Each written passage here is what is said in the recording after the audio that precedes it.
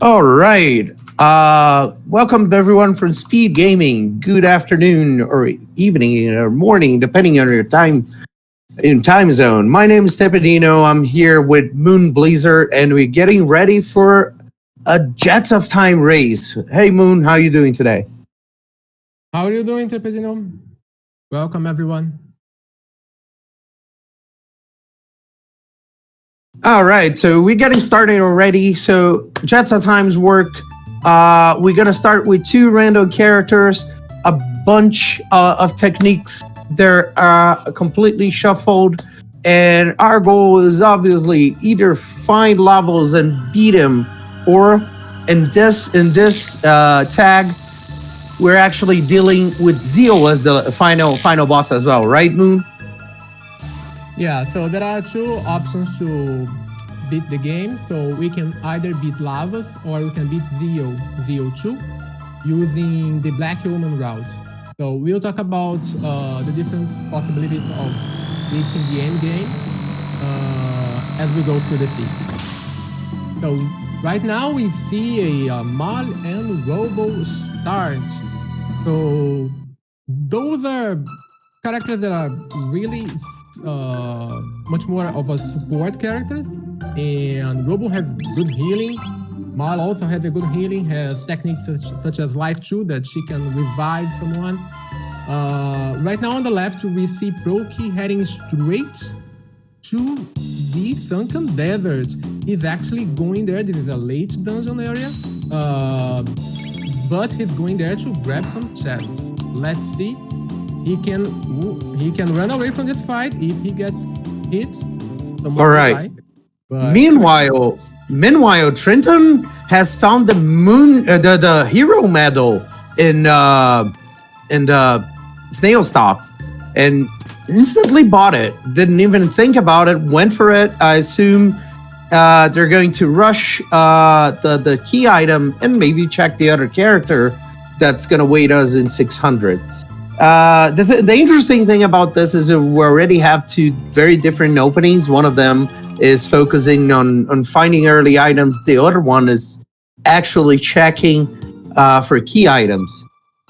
No, I was about to say Moonstone. I'm sorry. So the thing about the beginning of the seeds is that we're gonna see our runners going through a lot of markets to find some good items, and we have a gate key. What does that matter? Why does that matter, Moon? That's really big, because with the gate key, you open access to prehistory and you instantly be able to reach the end of time, where you can unlock magic.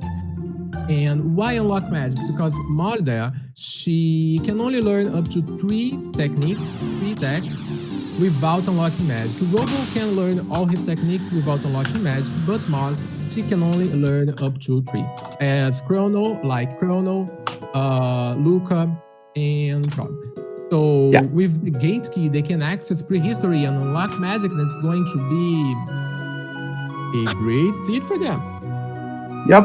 If you played the vanilla, you remember that our basic characters, Mar, Luca, Frog, and Chrono, stop at 3 techniques, and they have to talk to Specchio to actually get the 4th one. And well, Jets of Time actually copies that. So in order to get Marley's 4th technique, we're gonna have to talk to Specchio. That's why the gate key is so huge. That's what Trinton is doing right now. Yep. So our runners are going through to find a lot of tabs. How important are tabs in Jets of Time? Oh, Jets of Time, the tabs are really important, especially speed tabs, because you really want speed. Speeds are important to outpace enemies when running away from fights. They are important to do a attack first before you receive your attack. So that's essential to make your characters alive, especially when you're fighting Lavas and Zeo 2. So speed is very important. Power tabs are good, but they are not essential. And magic tabs are good, but not that essential also. So speed tabs are the key here. Magic tabs, they raise the amount of hit points you healers can heal. So that's going to be used in Robo or Frog or other healers. So Proki got the gate key. Let's see. I do have a question about early game. I saw from Trinton that some of the shops actually had some weapons, both for Robo and for Marley. What's the priority in getting better weapons? I think I see that Procky found a Lobo, but Rogo still stuck with the tin arm. When do you decide, okay, I want to buy this weapon or I don't want to buy that weapon? Well, usually in the early game, you don't want to spend your money on weapons because as Proki did the early desert looting, you can get some good weapons there. If you don't happen to get a good weapon there when you go loot the desert, then you can think about buying a weapon, but mostly you'll be able to find a weapon soon. So we usually don't buy a starting weapon. That's why I think Proki decided to not buy anything. So it's kind of risky because he's doing the market fight. The market fight enables you to get about 5 levels. So you see the Omnicron there. He's going to make a mortal blow, but woo! He was there before. Yeah, Marley has the load bow, so that should be good enough to do this fight. But I don't know what Trinton's gonna do because they didn't actually do the desert opening. Yeah, so as Trinton didn't do the desert opening, the desert looting, maybe he'll lack some items. You see Proki already got a white mail, which is going to be really good for Denadoro because Mass Immune attacks are lightning based, so his major AoE attack and his kinda slash attack is lightning based, so that's going to help Proki. All right, and we see right Proki now. Go for it. Yeah, go ahead, carry on. All right, so we see Proki going to our first, I guess, large dungeon. The Cathedral will be our first new character, and as this is randomizer, we don't know who actually got. And the interesting part of this is that our runners will have to adapt to whoever they find there. Well, Marley started with Ice 2, so no big deal there. Yeah, so with Marley having an Ice 2 as one of her first attacks, that's actually amazing because that's going to be a very useful attack to clear the whole screen really fast without using that much of MP, so that's really good for the start now. And we have a vanilla character there. We got Frog in the Cathedral. So is this even rando? So someone in chat asked how long this runs. I would say average 2.5 hours, but we're talking about high level runners here. So I'm assuming closer to 2, probably. Yeah, it should be about it, depending on the key item distribution. But you can average about 2 hours. Sub 2s are really, really good. When you can do the seed really fast and you get a sub 2, that's a really good seed. So and right now we have Magus there, but it seems that the seed so far hasn't given us much to work with in order to get Magus. Because for that we actually need Frog, which we already have. But we need the bent hilt and the bent sword, right?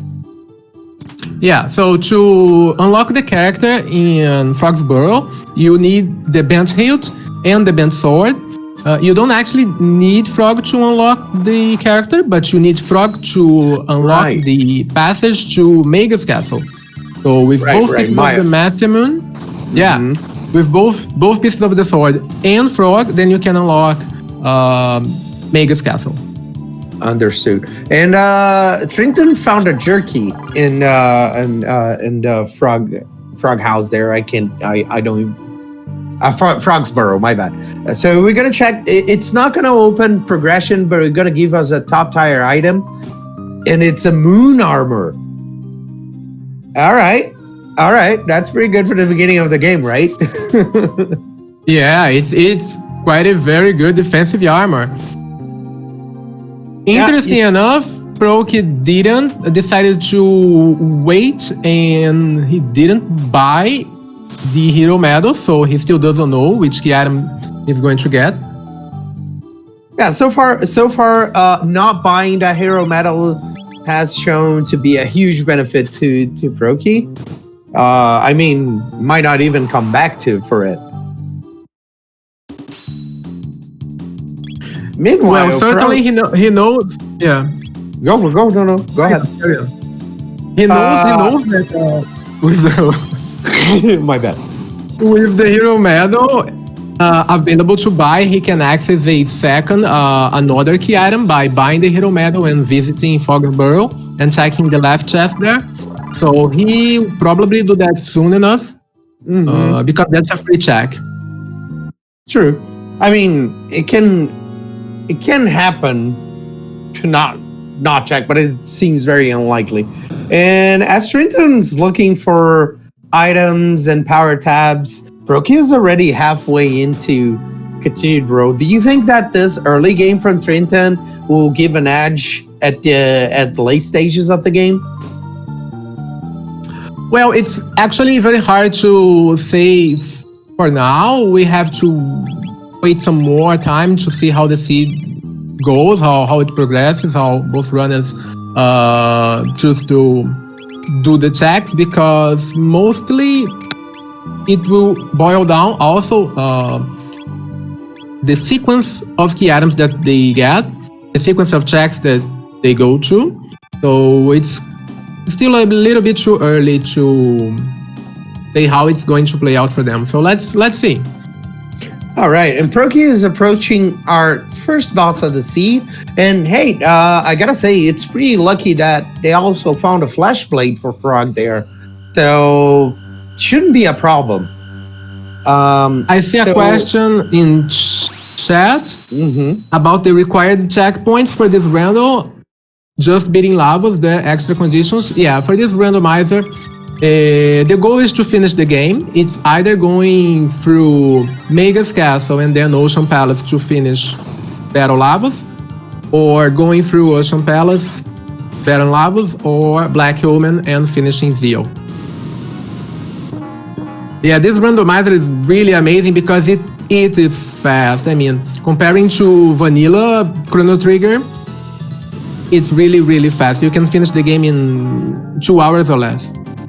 So, we're doing the Yakra fight, and so what's the strategy Proki is going to use here? Just bashing and hoping it kills before it kills you?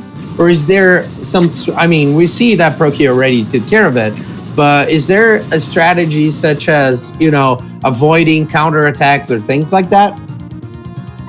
Oh, not much. Actually, Yakra has only about 900 hit points, so you saw there Malvivice 2 could deal about 300, and it's a very quick fight. Usually you don't even need to heal for Yakra, so that's why Proki could do it in really fast, and within 13 minutes he's done with it. So done with Yakra fight. He's actually going to check another character here, because that's what beating Cathedral unlocks. It unlocks another character, and considering the party we have right now with full supporters and healers, Proki should probably swap someone out of his party. So probably an Ayla or a Luca would be really great here. Oh, and we see Chrono. Wow. So all the powerhouses are hidden somewhere. Let's see. Oh, and he swaps Frog out. Yeah. So Chrono is that. It is an offensive character for this seed. So far, we'll see how far it carries us, and especially because what was we? Oh yeah. Because Frog started with Frog Splash, so not really a good help at the beginning of the game, right?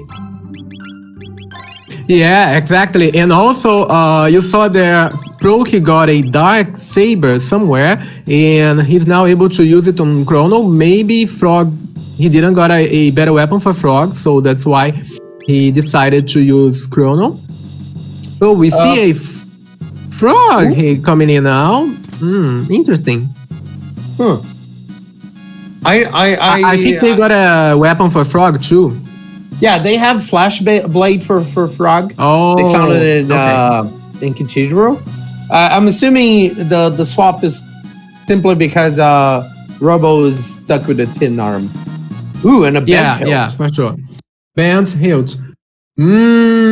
This is looking like a Mega's Castle seed, maybe. All right. Well, if we ironically, if by any chance we find the bent sword to unlock Mega's Castle, we also unlock Mega's. And yeah, that's very ironic. Yeah, is a great early game character. Is really strong. He has a lot of AoE magic. He has access to dark matter, dark mist, dark bomb, lots of good and very powerful shadow spells. So we see now Proccy doing the Ozzy fight in the bridge. You can actually just hit Ozzy 3 times and this battle will be over. You don't actually need to kill the skeletons.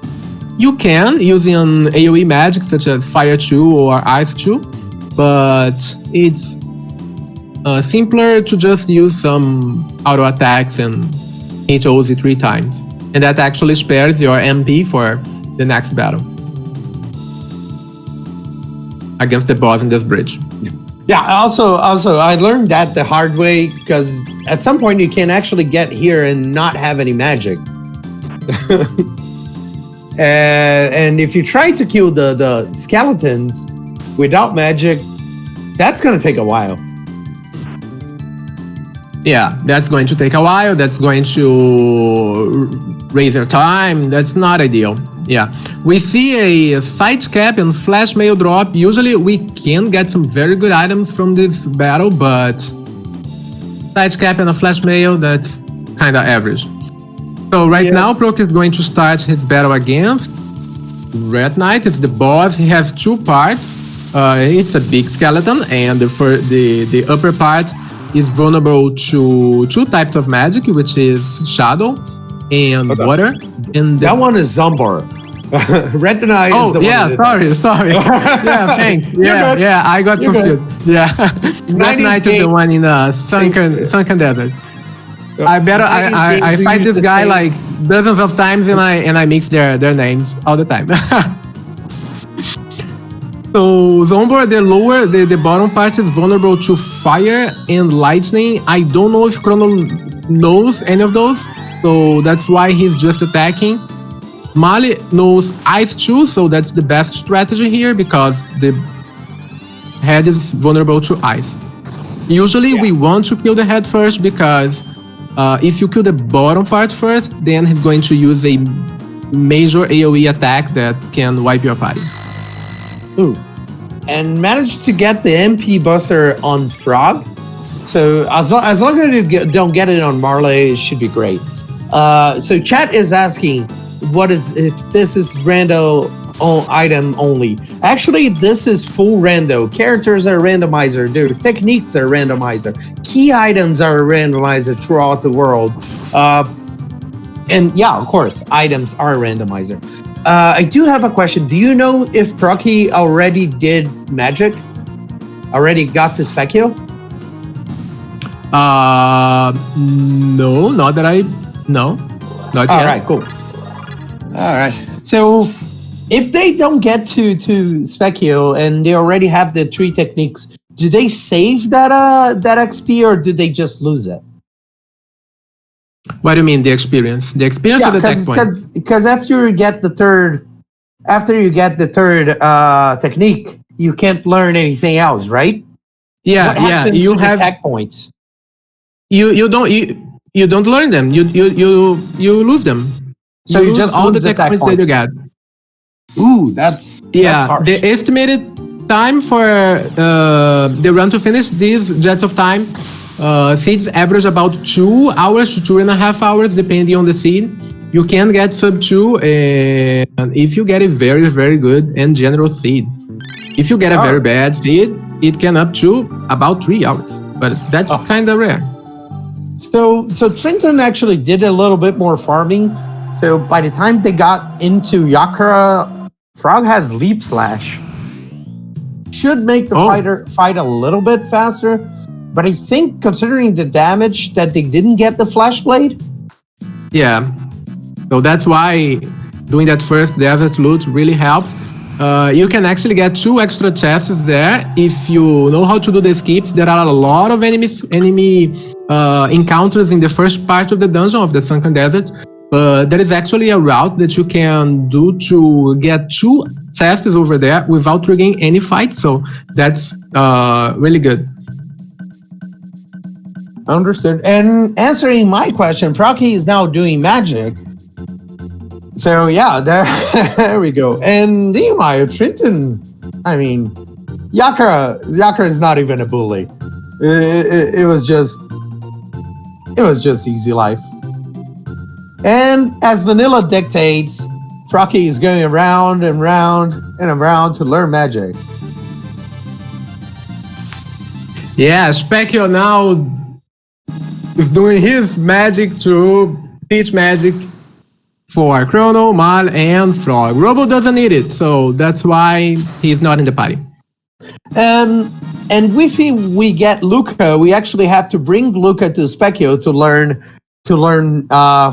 new magic, right? It's not automatic for all characters, right? If you happen to get another character that also needs to unlock magic, then you have to revisit Specchio, but you don't need to do the whole dance there because he counts that you already did, so it's actually fast. Gotcha. So Procky is rushing Dino Era, 65, Dino Era. Yeah, 65 million BC. Actually, in this era, we only have 1 key item check, which is the Reptile Lair, and we have a character check, which is at Dactyl Nest, where Vanilla Ayla is. So maybe we'll see Procky going to Dactyl Nest to check for another character, because I don't think he wants this party for the final fight, so let's see. Yeah, so Procky knows that the only options are Magus, Ayla, and Luca, because we already know that where Magus is, but Procky does not. However, all 3 characters are really strong, so whichever they find should be good enough, right? Yeah, but we are actually seeing Procky starting the Dactyl Nest climb. And interesting enough, the Chrono, Frog, and Mal, they have a triple attack, which is called Arc Impulse. And due to the random attacks that Procky got, and I think Trinton's not using Frog, but Procky got Arc Impulse already, and he is going to get another character. Interesting. Arc Impulse is a really good, strong. Yeah, Arc Impulse is a really strong triple attack. It can do a lot of damage at late game, but maybe you can't rely on it because it's a triple attack, so you can use Eaters, Heals, and use Mario to haste, so kind of a problem. Enemies do not give you a break during Jets of Time. It's so harsh. Sometimes it's better to rely on dual attacks or single. They're slightly weaker. Wow. And we just saw Procky doing the pixel perfect skip at the first try. That's amazing. And now there's a second pixel perfect skip here. Let's see if he gets it. Oh no, not this one. Those are really, really hard. Those are the two of the most hard skips to do. Usually in vanilla, people learn to do those skips with Chrono, but with Jets of Time, you have to learn with all of the 7 characters. And it's right. Ayla, vanilla Ayla. Is this even randomized? I know, right? So Ayla is a really strong offensive character. I'm curious to know who's Procky gonna take out of the power party. Maybe I don't know yet. I don't think they took anybody yet. Well, he knows that they have Arc Impulse, so I don't know if he's going to use it for any boss fight. Maybe delaying Ayla entering the party. Maybe he'll not use her. I don't know. Let's see. So we already have red mails to buy. Red mails are pretty useful, especially if you get to the future. You can actually find a key item in Son of Sun. It's a really good information to have. Yeah. Unfortunately, the mails are more expensive than the vest, so I'm not sure if he's going to spend the money, because you have to buy 2, possibly, to be safe for Son of Sun track in the future, and that could be expensive. We see Trinton now entering the Hakron Cave. After beating the boss here, he will be able to talk to Taban at Lucas' house and get another key item. All right, and as Vanilla, if you have played Vanilla, you remember that everything in this cave is basically only immune to magic. And as Moon pointed out, Procky is going to check that hero medal. It's gonna find a Magus there, and gonna get the jerky, which will eventually lead to the moon armor. Yeah, he bought the hero medal, so I should have checked that before. And he got the jerky. Yeah, still we only have a progression through the past, so we only have 1 check available in the past that's additional to the first ones. When we start the game, we have the snail shop check for almost 10k gold. We have the carpenter check, which is free. You get a free key item. We have Hakron Cave and 1000. We have Sunken Desert. If you have Robo, you can do that check. We have Denadoro Mountains, and we have Xenon Bridge. Yep, and our runners are giving really different priority to the game. Like Procky is now using the fact that they have Marley with an Ice 2, probably going to Retinite there, which is much easier with water-based attacks. And Trinton just said, "No, I'm gonna go to Hakron Cave." I admit that I would be partial to go to the desert, mostly because I only like to go to Hakron Cave with Pendant, because that box there is my box in the game. I always get a great item in Hakron Cave. It's absurd. In Hakron Cave, you have access to a sealed chest there, which we can see on Trinton's screen right now. That sealed chest is actually 2 items. They are not key items, but they are good items. So maybe if you have the pendant, you can get 2 items there. But they don't have the pendant, and he can't access that chest. So he's going for the key item here. Yep. Another thing that's important is that, correct me if I'm wrong, you can only get the key item from desert if you have Robo, right? Yes, exactly. Okay. You can beat the boss, you can get all the chests, you can beat all the enemies, but if you don't have Robo, you can talk to Fiona for her to start the quest. So, but they have Robo, and Broke is doing the Red Knight fight. His level is not really high, but I mean, they have good weapons, so it's doable. Marley knows Ice 2, so she can use Ice 2 to reduce his defense. Yeah, it shouldn't be a problem. It's probably just gonna take a little bit of time. Apparently, Trinton's Marley already has haste. I don't know about Procky, maybe that I believe that is the fourth technique. So because Trinton went to get magic early, they probably have a lead on that one. So I think Procky does not have haste yet. Could be an edge there. I don't think. Haste is such a good spell. I don't think he has haste yet, mainly because when you fight the monsters in Hecarim Cave, you get a lot of tech points. Like a lot of tech points, mostly about 100 tech points if you get most of the fights. So that's why. No, that's actually her fifth tech. So it's the fifth tech? Wow, that's even more impressive.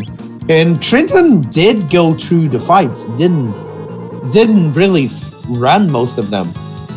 Wow, and Chrono knows Luminaire, so that's big.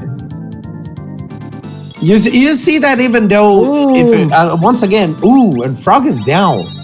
I think and that's his only revive. I think Marley has life too, but it costs so much mana, so much MP. I don't know if you can actually do that right now. Yeah, meanwhile on Trinton screen, Robo's down. That's looking really nasty. Monka S moment for both sides of her screen right now, and Robo's down a second time. Frog is down again. Both our runners here having a hard time. The good part is that both of them saved before their fight. The good thing is that Chrono knows life, so Chrono can resurrect Frog. Yep. And Trinton said, "I'm not gonna find Hecarim. I am going to reset this and try again." And I gotta say, carrying Robo to this fight sounds like a problem because Robo's magic defense is really low, right? Yeah, and also I don't know which tags Robo has learned yet, so I don't know which one is the first, but I know they have Robo Tackle. So that's Robo Tackle won't help here because Hecarim, you can only hit him with magic spells. And that's going to be Luminaire, and I don't think Mari knows anything like... No, she has Ice Chew. I don't know why he's not using Ice Chew, at least. Maybe he wants to focus on Luminaire? I believe he's going to haste. They're going to haste both Marley and Chrono to try to finish this fight fast, because I believe the big problem at the beginning was their late game, and Marley is already down. Meanwhile, Red Knight is dead. Awesome, Procky. He just finished the Red Knight fight. Kinda low level. That's awesome. He's going to act as another key item now. It was a great recovery there. Yeah. And you found a Dream Ball. I believe that's better than what they have equipped right now in Marley. And he swapped Robo in the party and talked to Fiona to start the quest. This is very similar to Vanilla, which Robo will assist the regeneration of the forest, and we'll see a new forest right now. Yeah, I don't know if I agree. The thing about Trinton's fight is that Luminaire is not dealing a lot of damage, and Chrono does have lightning. Maybe I don't know if it's saving magic would be better, but I think they got it in hand. Yeah, I think he'll get it this time. There's Ice Chew. Yeah, Ice Chew is doing 400 damage, should be enough. But Marley's dying. Oh my god. And Proc is getting another key item now. That's the clone. Ooh. So we do have a clone, which doesn't really help right now. Check. Oh, so they didn't get the moon armor before the fight. I think it would have been a good help there. Yeah, but I think he wanted to avoid doing another time travel because that takes some time.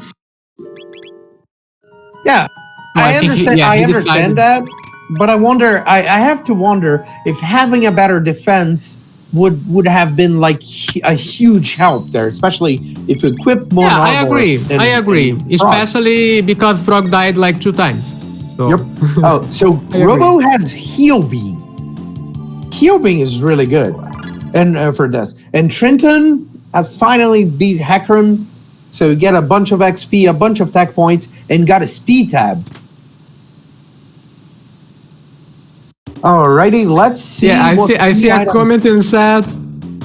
But yeah, what key items we are getting? Robo has to pull his own remains off the altar. Yes, we will see several time paradoxes here in the randomizer, so I have to get used to them.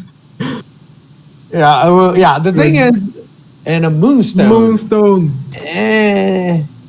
So far we're getting a bunch of key items we don't care for, or either because they're not chaining together, or simply because you can't use them. To use the moonstone, you actually need to have access to prehistoric and the future, and clone is no good without the chrono trigger, and the broken hilt is not good with the broken blade. So right now we have Reptite Lair and Denadoro. Is that correct? Yes. We have Denadoro and Reptite Lair are the remaining checks that we as commentators don't know. We can also right now comment about the clone and the chrono trigger. So with those both key items, you can and access to the future, which requires the pendant. You can access and open Black Omen to reach ZO2 and finish the game. So they are 1 out of 3 items away for that go mode. So, which place would you go to? Like Proccy is a little bit ahead on progress. They're beat even in progression. They're gonna know soon that their key items are not gonna help them very much. Would you go to prehistoric and Reptite, or would you go to Denadoro? Yeah, right now, considering the way the city is playing out, I go to Denadoro because it's a very fast check. Their characters are really with a higher overleveled for Denadoro right now, and it's going to be actually faster to get that key item. We don't know which key item it is, but I think it's faster and safer than going to Reptite Lair. There would be another option, which would be to go to Reptite Lair and grind for like a minute, do the first fight there a couple of times so that you can get some levels and do Reptite Lair and fight Nisbel. That's going to be an option. So Proccy did our first Arc Impulse, and I gotta say it was pretty underwhelming. Because Arc Impulse has a physical type of attack included, so that's why it isn't doing a lot of damage. Gotcha. Yeah, so we have a question in the chat. Does the Rando end with fighting lavas in Ocean Palace? Yes, that's an option. There are 2 possibilities to end the Rando. We fight lavas in Ocean Palace, or we fight ZO2 in Black Omen. Yeah. For sake of speed, there's an option we use where ZO is also a final boss, because otherwise you'd have to, if you find a go mode that goes through to Black Omen, you'd have to kill ZO and then you'd go all the way to Lavas. So it's a way to balance things. And as we assumed, Proccy's fight was much easier because they're so over leveled for this one. Wait, interesting. Trinton did not finish? Oh, just went out for a shelter. Yeah, well, after you battle the enemies there in Sunken Desert, it's safer for you to go out, shelter, save, and then start the fight, because you don't know if you die, you have to fight all those enemies again, and that's going to be a waste of time.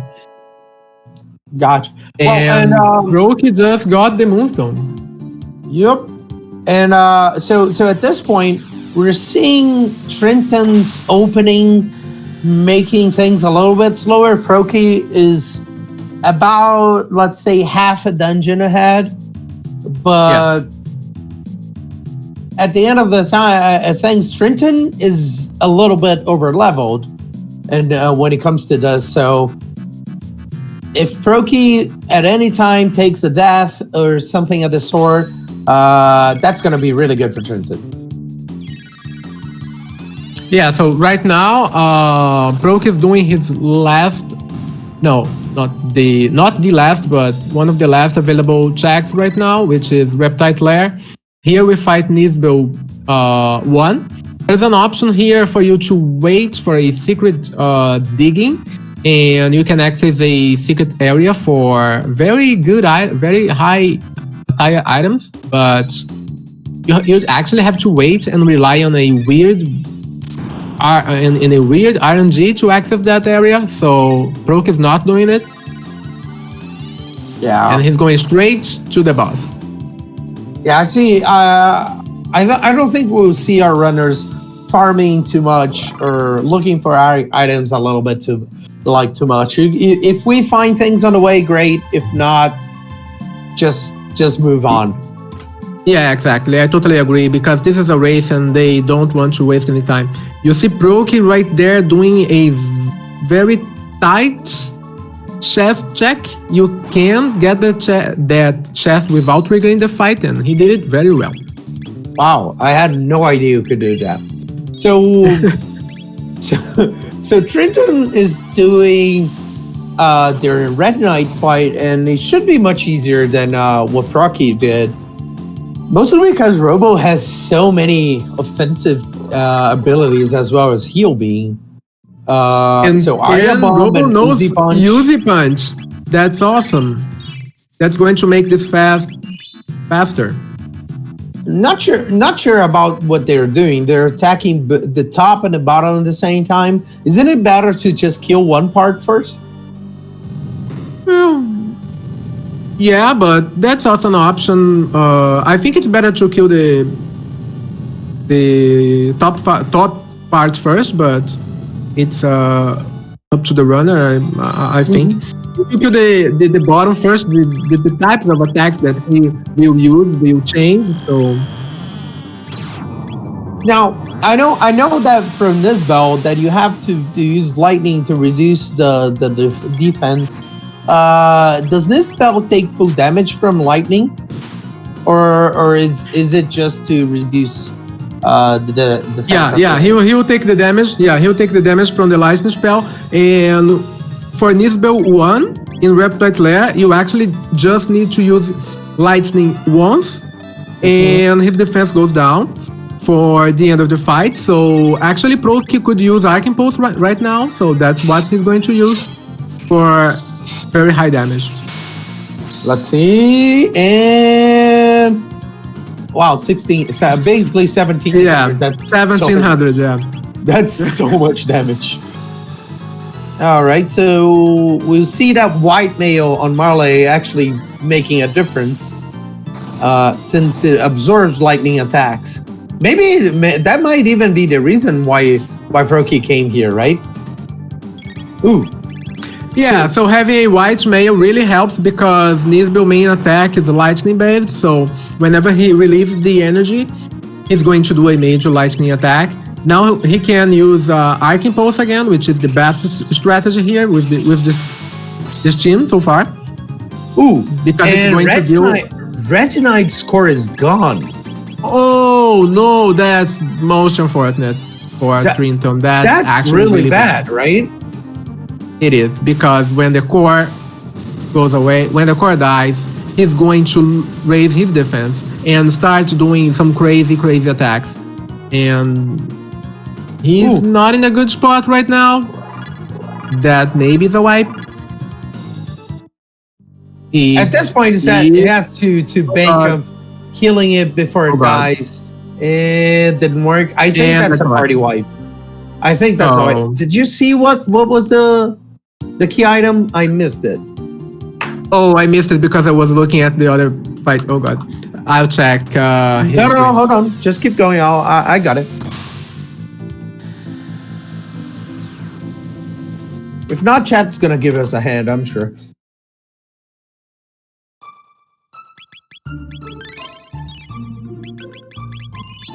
Oh wow, it is dependent. It's dependent. Oh, it's dependent. Nice. So that means we're gonna have access to the future. But well, Procky says no. I'm gonna do the Nadora real quick here.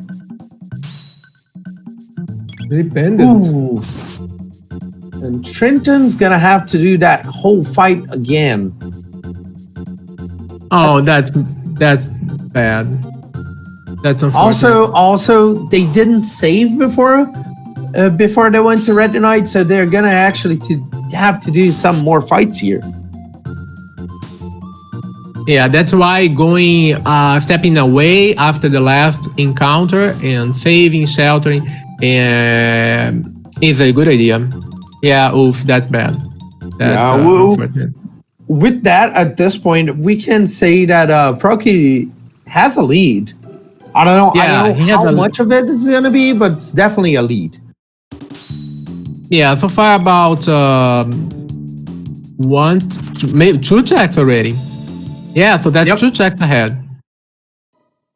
Yeah, they have almost 2 full dungeons in front of them. Yeah, that's why you don't want to get a party wipe at all ever in because it might slow you down a bit. You have to redo a fight. You know you are kinda under-leveled maybe, so that's concerning. So it's hard. Yep.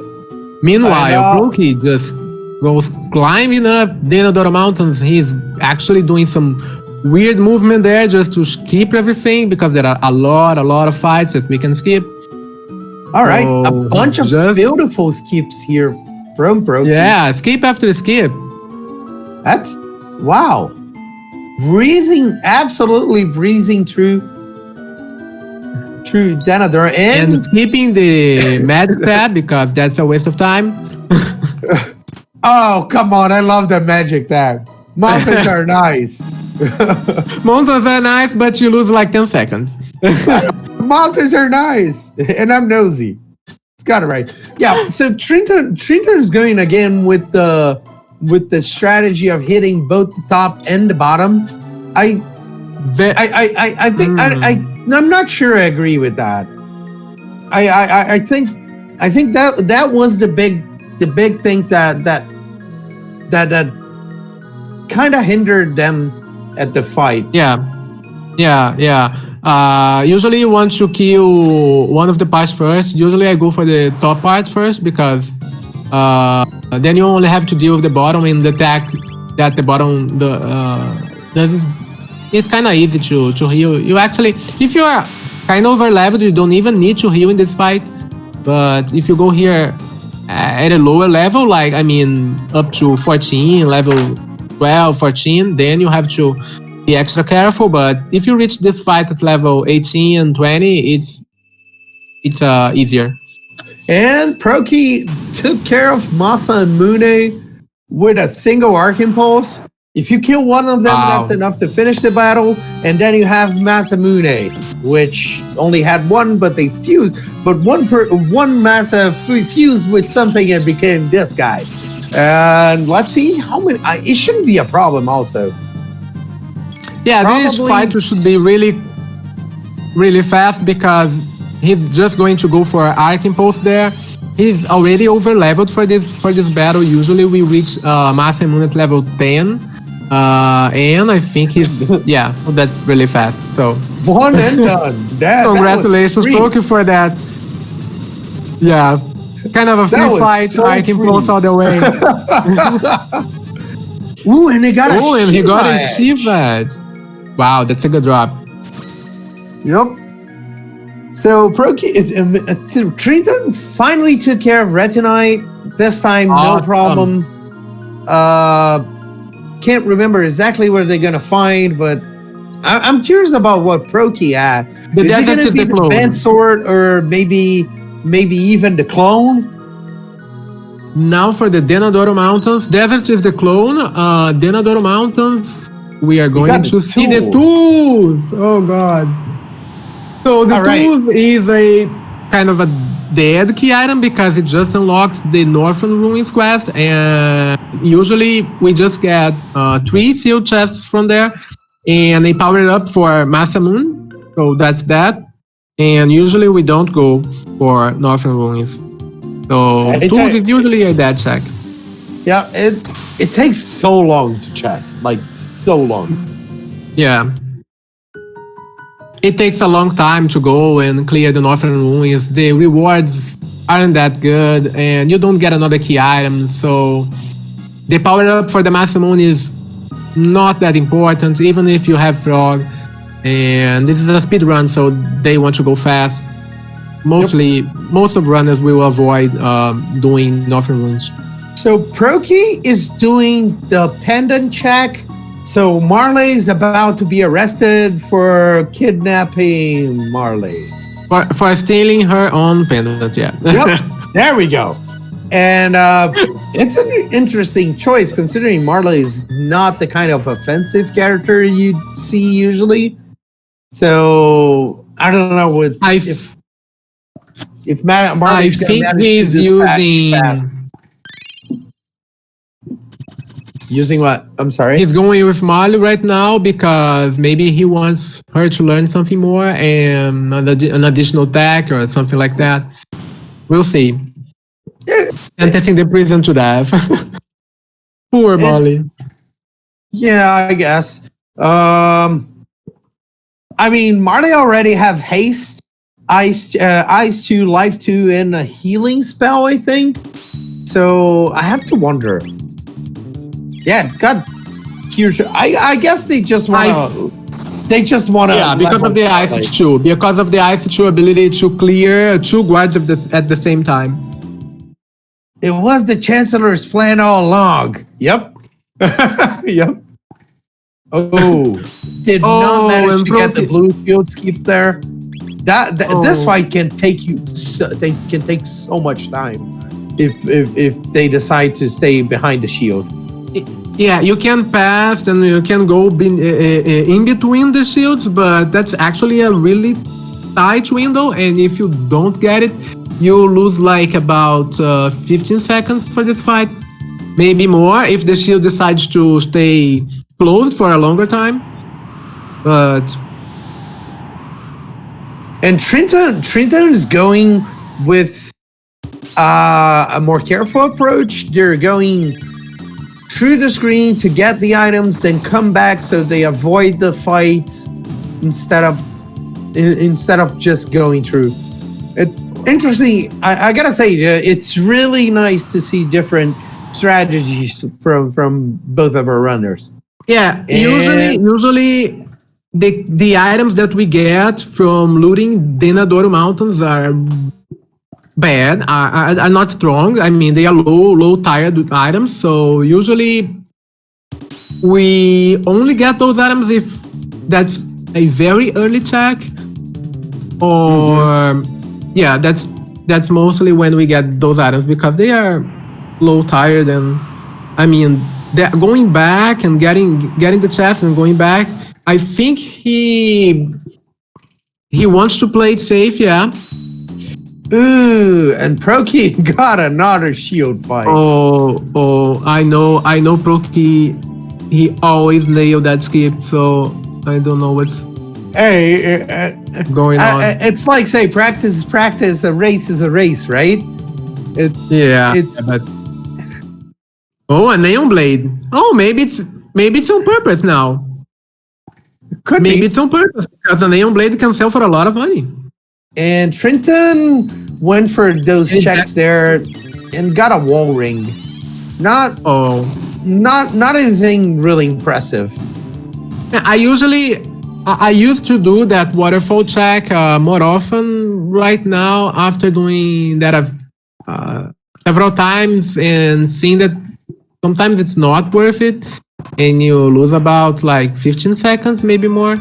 So you have to decide. I think Proccy decided not to do the waterfall check, and he just went through it. See, mountains are nice. That's the life. All right, and Trinton got a magic tab out of that conversation, and Proccy is going to Dragon Tank. Dragon Tank was my favorite fight in vanilla. I don't know why, it just was. Really? Yep, I really love the opening scene where Chrono jumps on it and just stabs. It was so awesome. My child self would be, yeah, go for it. I mean, we don't have that on Rando, but feeling is still there. Trinton. Yeah, but it's a great fight. I think we are going to see Arcane Pulse again. Maybe. So Trinton did not manage to get the freelancer skip there. Oh, yeah, that fight can slow you down a little bit, especially if you don't have an OE magic, which is not the case here. Marley knows Ice 2. Oh, we got a double Ice 2 on both screens. And as she knows white Ice 2, so she can clear all of those enemies really quick. But unfortunately, even if you kill them really quick, the freelancer will put you down again once more. Oh, that's really bad. That's so annoying. And Proccy, instead of going for the Arcane Pulse, is using Ice 2 and banking also on that Shiva Edge. Chrono's first attack was a critical. It dealt about 800 damage. Nice. Yeah, Shiva Edge can really help with the crits. And he got a Silver Stud, which will reduce MP consumption for someone. That's a good drop. Marley thanks you very much. All right. Yeah, and right that, now. Go on. With that, Proccy is going to have access to the future. You want to explain about the pendant mechanics for this settings? Yeah, so we have a flag in Jets of Time randomizer that actually early opens up. When you reach the future, it charges the pendant automatically, so that's why we see the pendant starts to glow. And Proccy will be able to open all the sealed doors in the future to grab a lot of great loot there. Yeah, and he got an amulet. That's big. All right.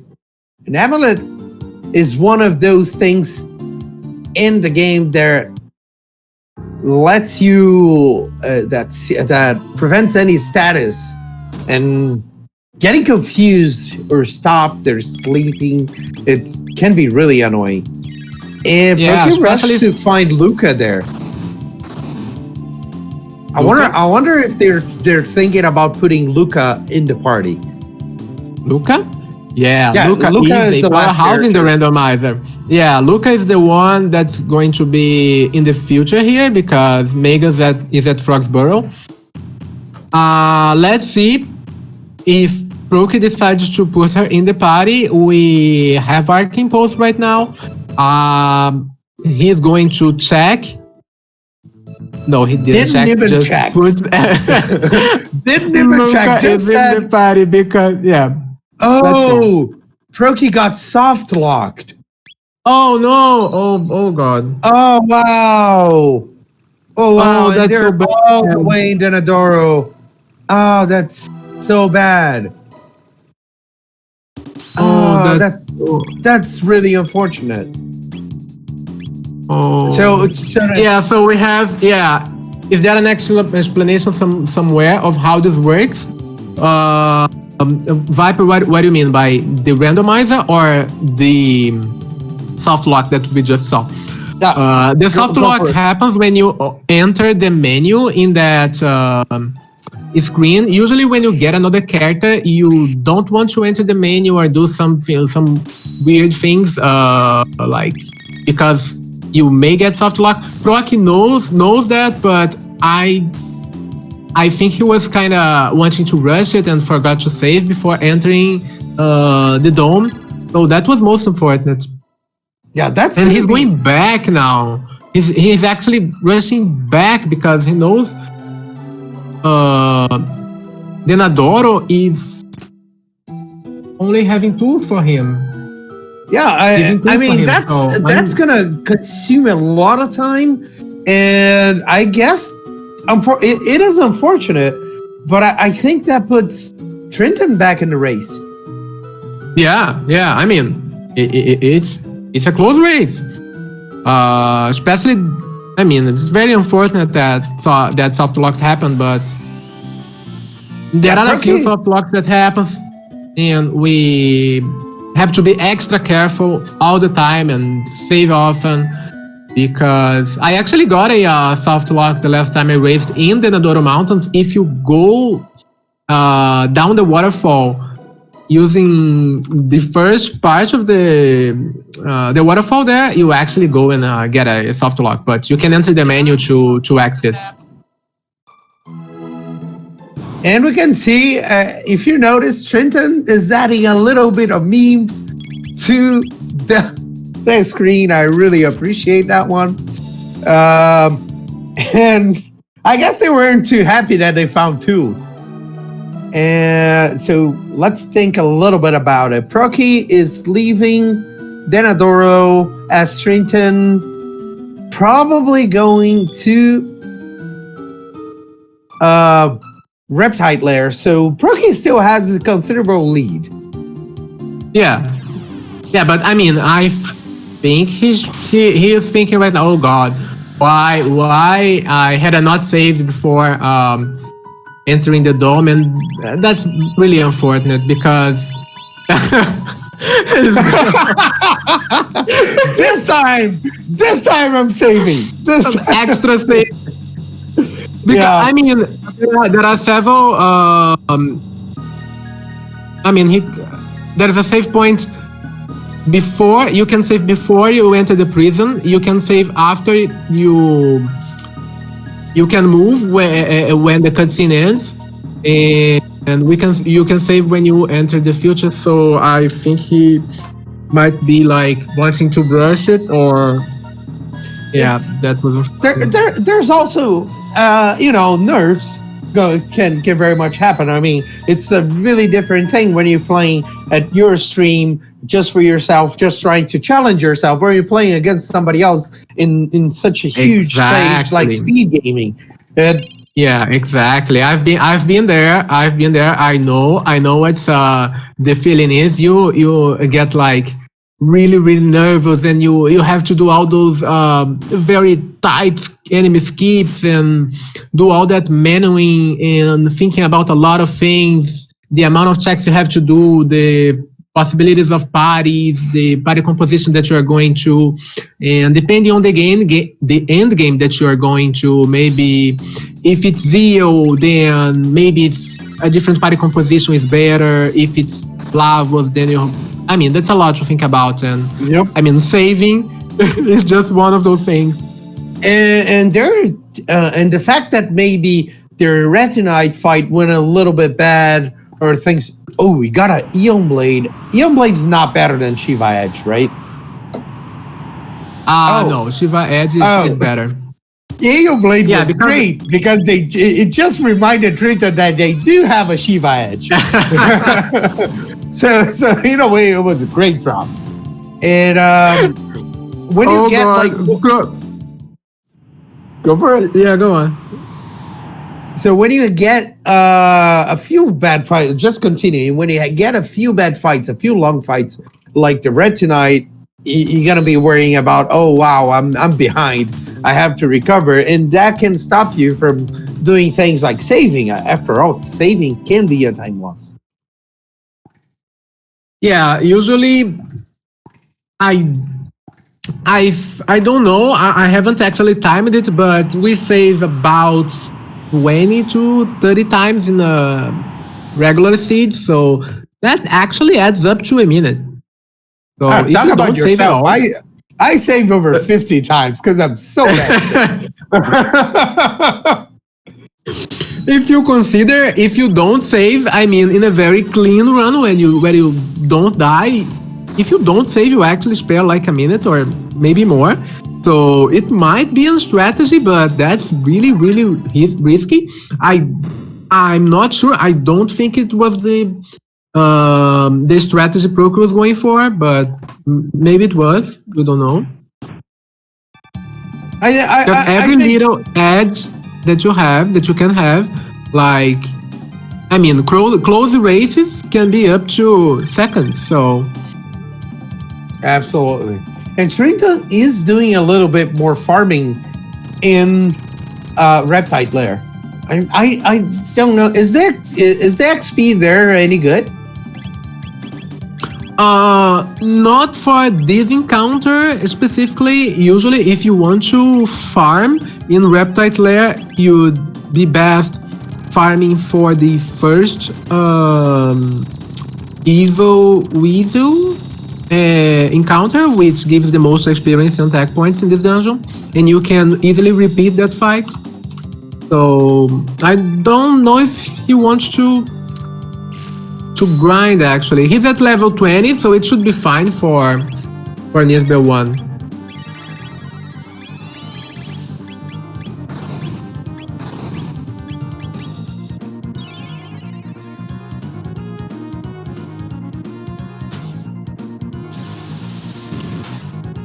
All right. Yeah, right now, proccy redoing the Dragon Tank and Tank Head and Grinder fight, which is due to that soft lock he had in the future when getting Luca. And we still don't know which tags Luca already knows, so I'm very curious to see. If Luca knows a flare, then proccy will have access to a very, very powerful dual tech, which is Antipode 3, which is one of the most damaging dual techs in the game, and will make the run go really smooth. Oh, I just realized something. Because proccy did not do the Masamune fight, it doesn't. They no longer have Shiva Edge. They before the dragon tank fight, they went to equip it and didn't have it in the menu. I mean, I know you're not going to do Masamune just for the sake of that item, but it's still just another unfortunate thing that happened with that soft lock.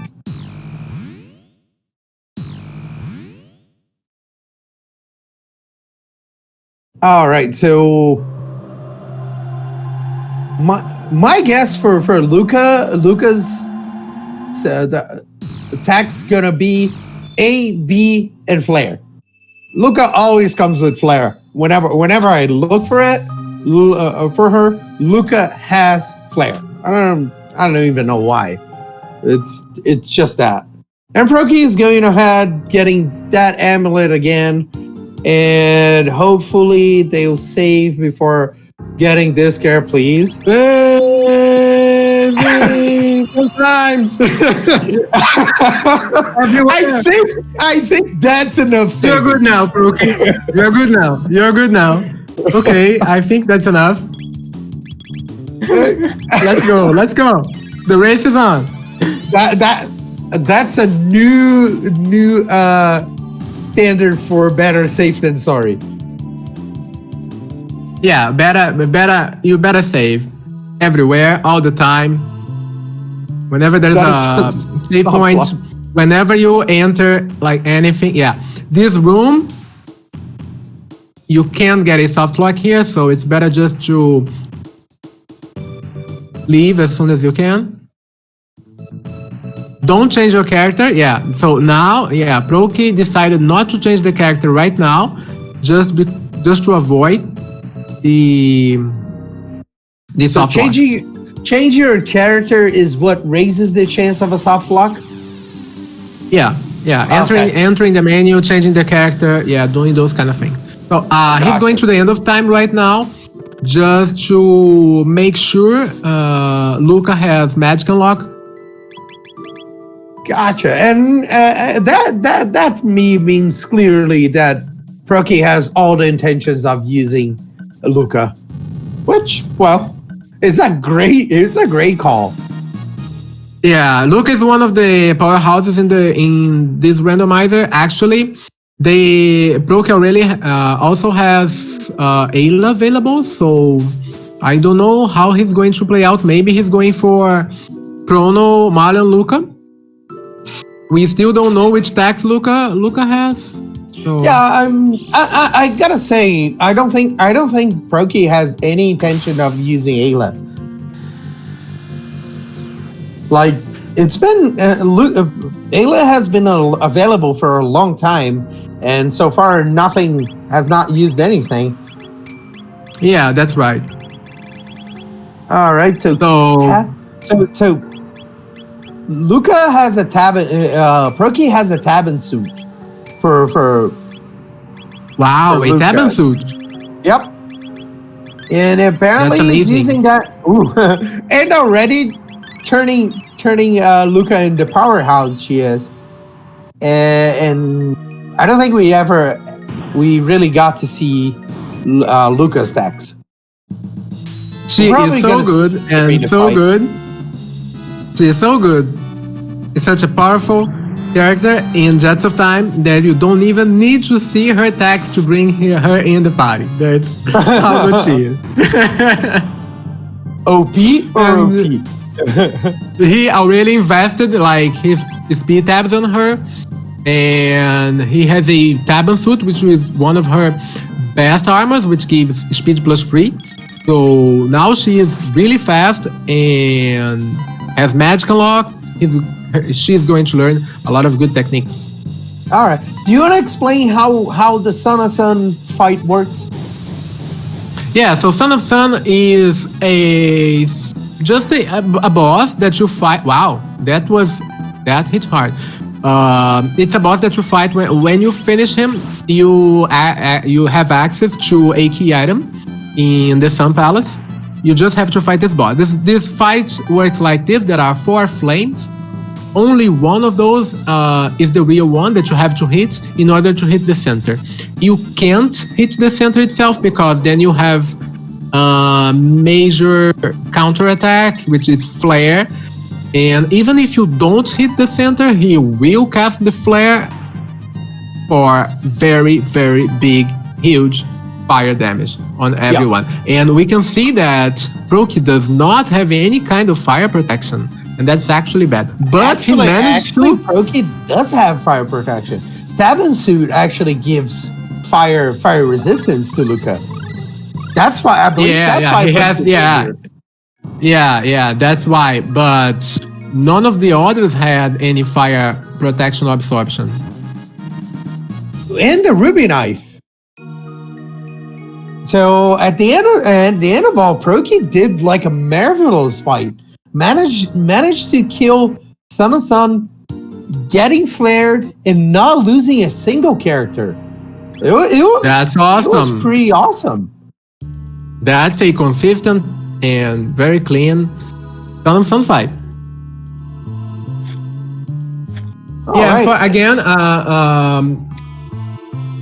The randomizer, Jets of Time randomizer. I think we have new people in chat. We have briefly described it in the beginning, but we can redo the presentation. It's an open world randomizer for Jets of Time. You have randomized character pickups. So there are 7 possible character locations. They are all randomized. You have randomized loot. You have randomized key items.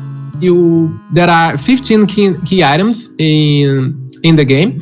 There are 3 possible ways to get your go mode. The first one is having both pieces of the Masamune, which is the bent hilt and the bent sword, which gives access to the Dark Ages, and then you can use the ruby knife to enter Ocean Palace. That's one way to reach Lavos. All right, so Proccy is entering another boss fight, and which is the Guardian, and shouldn't be too hard, right? It's not really a late game fight, is it? No, this battle is pretty straightforward. You have to kill both of the beats in order to be able to hit the center without getting a counterattack. They have only 500 hit points, so when you have Luca in your party or Chrono with Luminaire, you can just do an AoE magic and kill both beats. And then you'll be able to hit the center. So based off on the dual attacks they have, apparently Luca has Fire 1 and not much more. Because I didn't see Antipode. I didn't see Fire Sword 2. So I'm assuming Luca only has fire. Ooh, another silver star. Let's see if Luca is going to learn anything. Yeah, maybe she only has fire, but it's just a matter of time. So going back to the way that you can reach the end game in Jets of Time, the second way is that if you have the gate key, which opens up prehistory, the Dreamstone, which opens up Tyranno Lair, you beat Tyranno Lair, you kill Tyranno, and you have access to the Dark Ages, and you can climb up to the Zeo Palace and use the Ruby Knife to reach Ocean Palace, and then you have access to Lavas. That's the second way. And the final and last possible go mode is going through Black Omen, which requires the Pendant, Clone, and the Chrono Trigger. And they are 2 items away. No, they have 2 items. They are only 1 item away for that go mode. Yep. So, Proki is going to finish... I can never remember this dungeon name. It's one of the dome. The Ares Dome. Oh. Yeah, the Ares Dome attack. Gotcha. This one, Proki, yeah. This one is the one that on vanilla you learn that Lavos destroyed the world and this is the future. And usually the old man would give you the bike key to cross the lab. But well, we don't even really have time for bike races. So instead, the old man's gonna give you a key item. And, well, depending on what it is, we could be in go mode here. Yeah, and we saw Proki getting a dash ring and a Vigil hat. Vigil hat is an excellent helmet because it gives full status protection for anyone.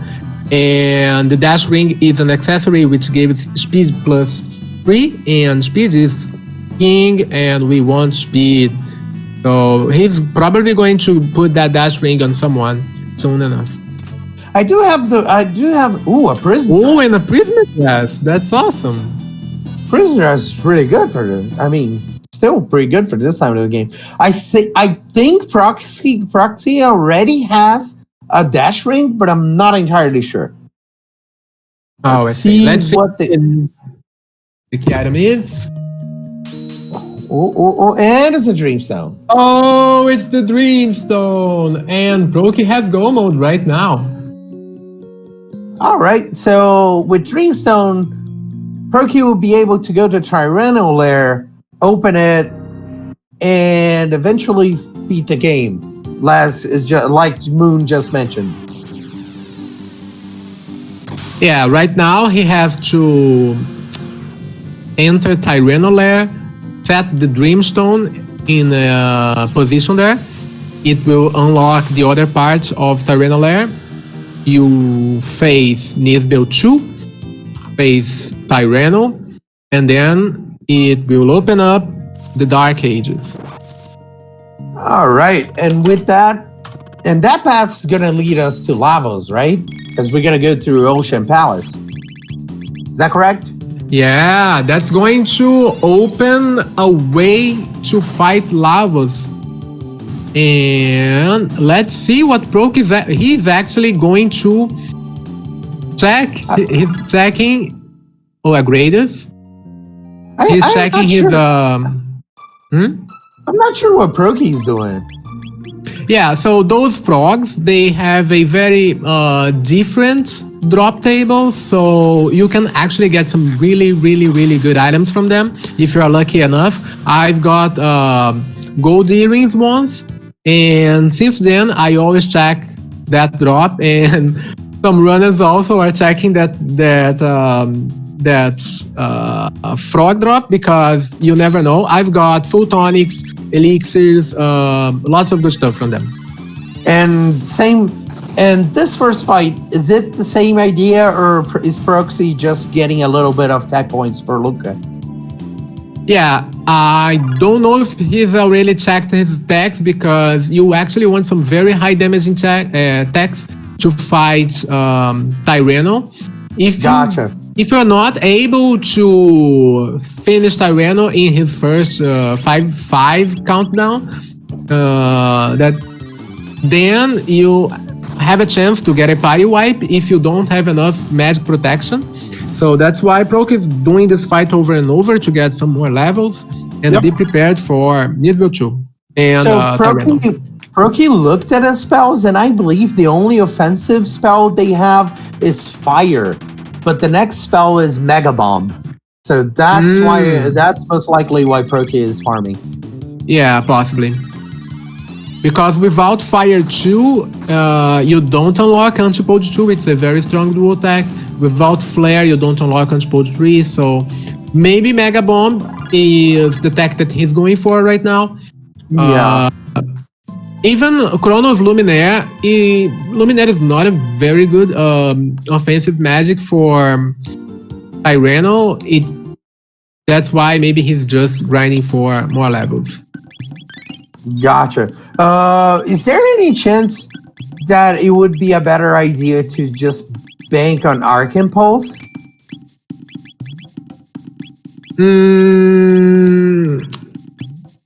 I mean, he could do that, but then again, he has already a very good party for final Lavos fight, so I think he's going to stick with this party.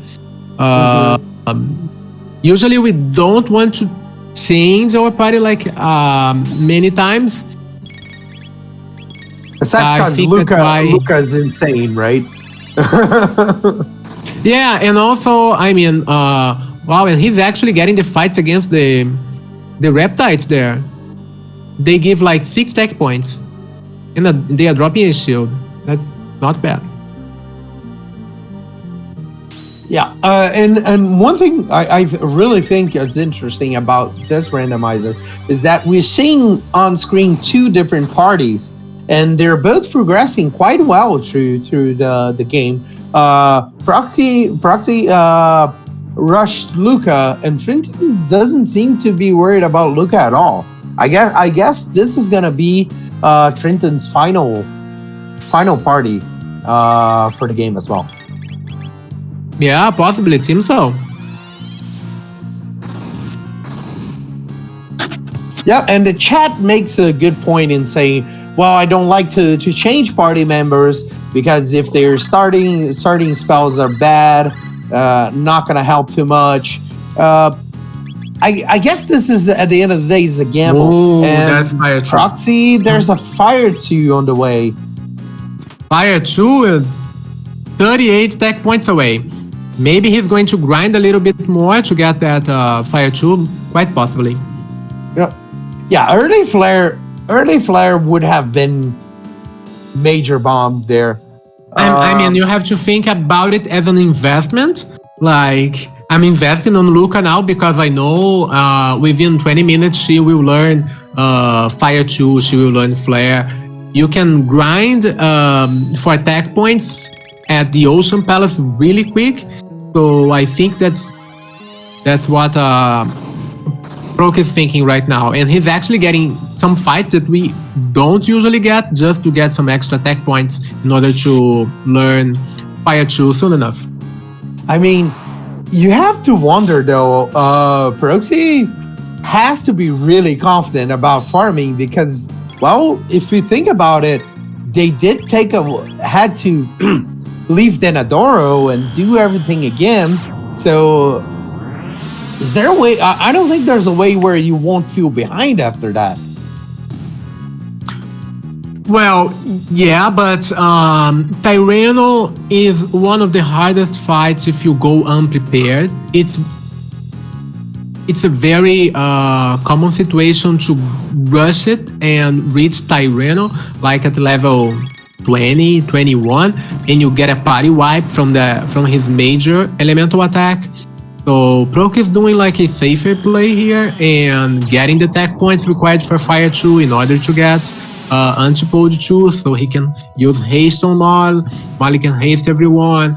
He can use Antipode 2 and be safer for the fight. I saw that he also has some barriers.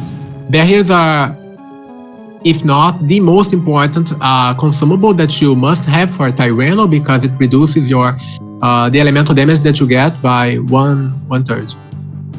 Gosh.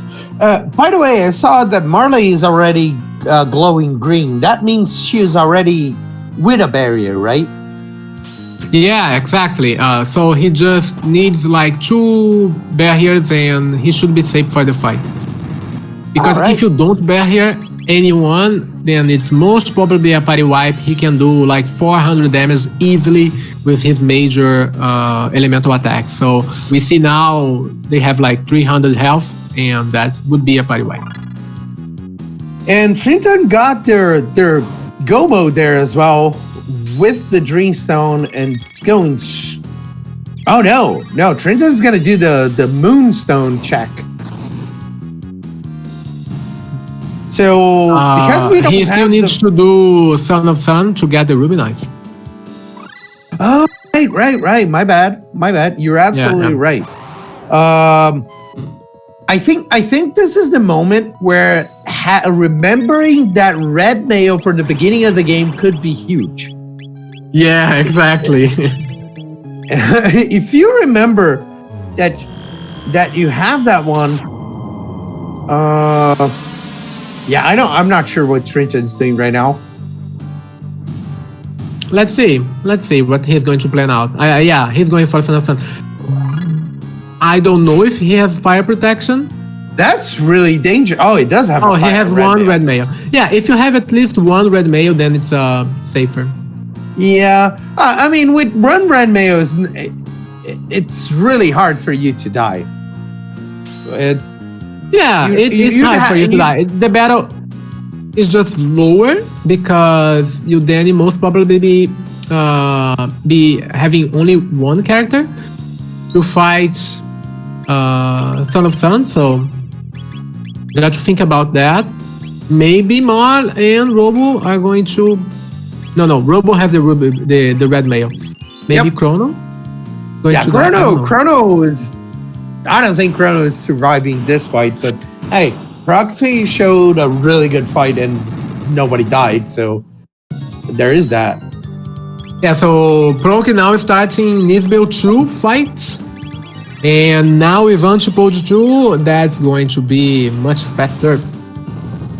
What does the go icon mean? That's a very good question. It means that the runner has access to the final dungeon in the game, and he can go straight to it right now and battle against the final boss and beat the game. It's basically come from go mode, which is, I mean, I think is one of my favorite expressions of randomizer. I do have a question about Nisbel 2. You said that Nisbel 1 you only have to hit with lightning once. Is it the same for Nisbel 2? No, with Nisbel 2 you actually have to hit him with lightning several times, and each of those times he gets his defense reduced even more. But as we can see right now, you don't actually need to reduce his defense because Rook is not doing any type of physical attacks. He's just doing magical attacks against Nisbel 2. And with Antipode 2 and Luminaire, he should be dead right now. Yeah, he's dead. Yep. Yeah, Antipode is absurdly strong. And as some would say, that's not even the final form for that one. If we see or when we see Luca getting Flare, which is apparently really pretty deep inside the tech list, we'll get access to Antipode 3, which deals so much damage. Yeah, exactly. That's what you are aiming for. Antipode 3 is a very powerful tech, and it helps a lot in all of the remaining boss fights that we have right now for Proc. So he's actually going to grind to get Flare when he reaches Ocean Palace. Yeah, Ocean Palace should be a great place to farm that. Yeah, Proc is doing a very clean skip right now. There is a battle against 2 dinosaurs there that he just skipped, and he's ready to face Azala and Reno. Okay, and meanwhile, Trinton finally has the go mode I apologize for earlier. I really thought it had already happened. But now with the Ruby Knife, Trinton is going after Chrono Lair as well. Well, you can rush if you rush through Chrono Lair. It's actually about a 10-minute dungeon. So I would say they are like a few minutes apart. So it's very close so far. Yeah, the thing about Chrono Lair for Trinton is that since they don't have Luca, they're not going to stop to farm they're probably not going to start to farm for tech points because they already did throughout the game. So I really want to see how much time at the end of this fight each runner has, so we can actually gauge the time difference. And as you pointed out, Moon, proxies are already going for the barriers. Yeah, so for the Black Tyranno fight, there's Azala, which has like 2,000 hit points. So whenever you kill Azala, you have a brief time in between Black Tyranno reducing his defense, lowering his defense. So that's exactly when you want to bear here to use haste to protect against everything. So that's what he's doing right now. All his characters are protected against magical attacks. Everyone is hasted, and now Tyranno reduces his defense, so it's going to be Antipode 2 till the end of the fight. Maybe Chrono more Luminaire. Black Tyranno has actually semi-random health, so we don't know exactly how many hit points. He has about 8,000 to about 16,000. Okay. So Proxy's opting to go with Confuse rather than Luminaire, and that was a little bit underwhelming. About 600 damage. Considering how long it takes for the attack, might not even be worth doing it. Maybe leaving Chrono to use ethers? I don't know. I mean, clearly Proxy knows way more of what it was he's doing than I am. Yeah, he wants to put in as much damage as he can. I'm actually going to check the amount of hit points for Tyranno just to double check that. I see a question in chat about Magus being OP in the randomizer. Magus is a very good character. He is, I'd not say he's OP, but he has a lot of major, very good AoE attacks that can really help for the early game. But for the late game, maybe a party like having Mal and Luca with antipodes better. Yep. So Proxy decided to leave Chrono more of a healer apparently, and using ethers to both Marley and Luca, deciding it's not worth the damage. And so far Antipode 2 is doing a great job there. I wonder if Proxy is able to finish the fight before the countdown. And yep, right there. It was still on count 2.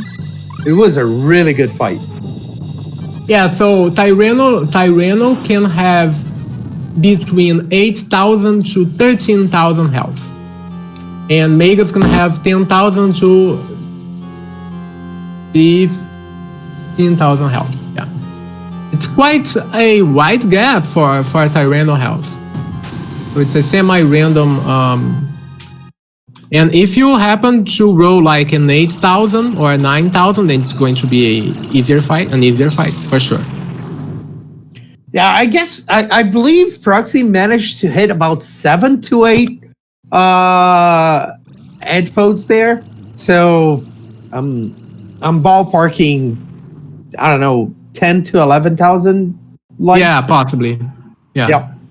All right. So Proxy, by killing Black Tyranno, gains access to 12,000. And do you believe that farming the items in Haza and Kajar are worth, or should he just go straight to the Ocean Palace? Well, it depends mostly when we reach Dark Ages with our Go mode. Very early on in the game, usually you don't have like any kind of good items, equipment, any of that. So there is an option here to go for Mount Woe and grab some chests there, because the chests in Mount Woe are the highest tier in the game. There is an option there. But as we can see, we are 1 hour and 30 minutes in the siege. So Proki decides to just rush it and check this new shop here. It's the best shop in the game. Let's see. We have amulets. Ooh, haste helms for sale. Wow, that's there's a wonder shot there. There's a wonder shot also. Wow. There's elixirs. There's amulet. There's a wonder shot. It is a pretty good shop, I'll tell you. Wow. So he's going to sell everything that he can, so that he can buy the aim. The amulets are really important if you want to make sure you have status protection for Lavos phases 1, 2, and 3. If you don't have enough status protection, that's going to be kind of a risky fight. I know he has haste a Vigil hat, so yeah, he decided to buy one haste helm, maybe another right now. Probably gonna get that one for Marley. Oh, yeah, 2 of them. 2 haste helms. Yeah. So 1 haste helm for Marley, so that she can haste the person with the Vigil hat. So that's awesome. Oh, I had no idea you actually had 2 shops. I did not know that. There are 2 shops. Yeah, and you can actually equip in the shop menu, which is even faster than opening the menu to equip. We usually want to equip as soon as we buy, so yeah, make sure to use the possibility. You just go to the character and you can open up the equipment menu there. Yep. The idea is that you can equip during shop, so you can actually remove old equipment and sell it at the same time. All right, and Trinton finished their Nisbel 2 fight. About to go to Black Tyranno there. Should be not too far away.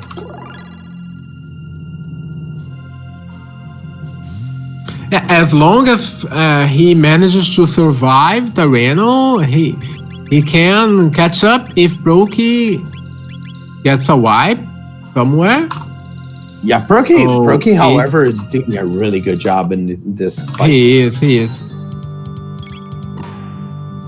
But I mean, in this random, he bought the wonder shot. Yes, he did. He bought the wonder shot and 2 haste helms. Oh, that's awesome.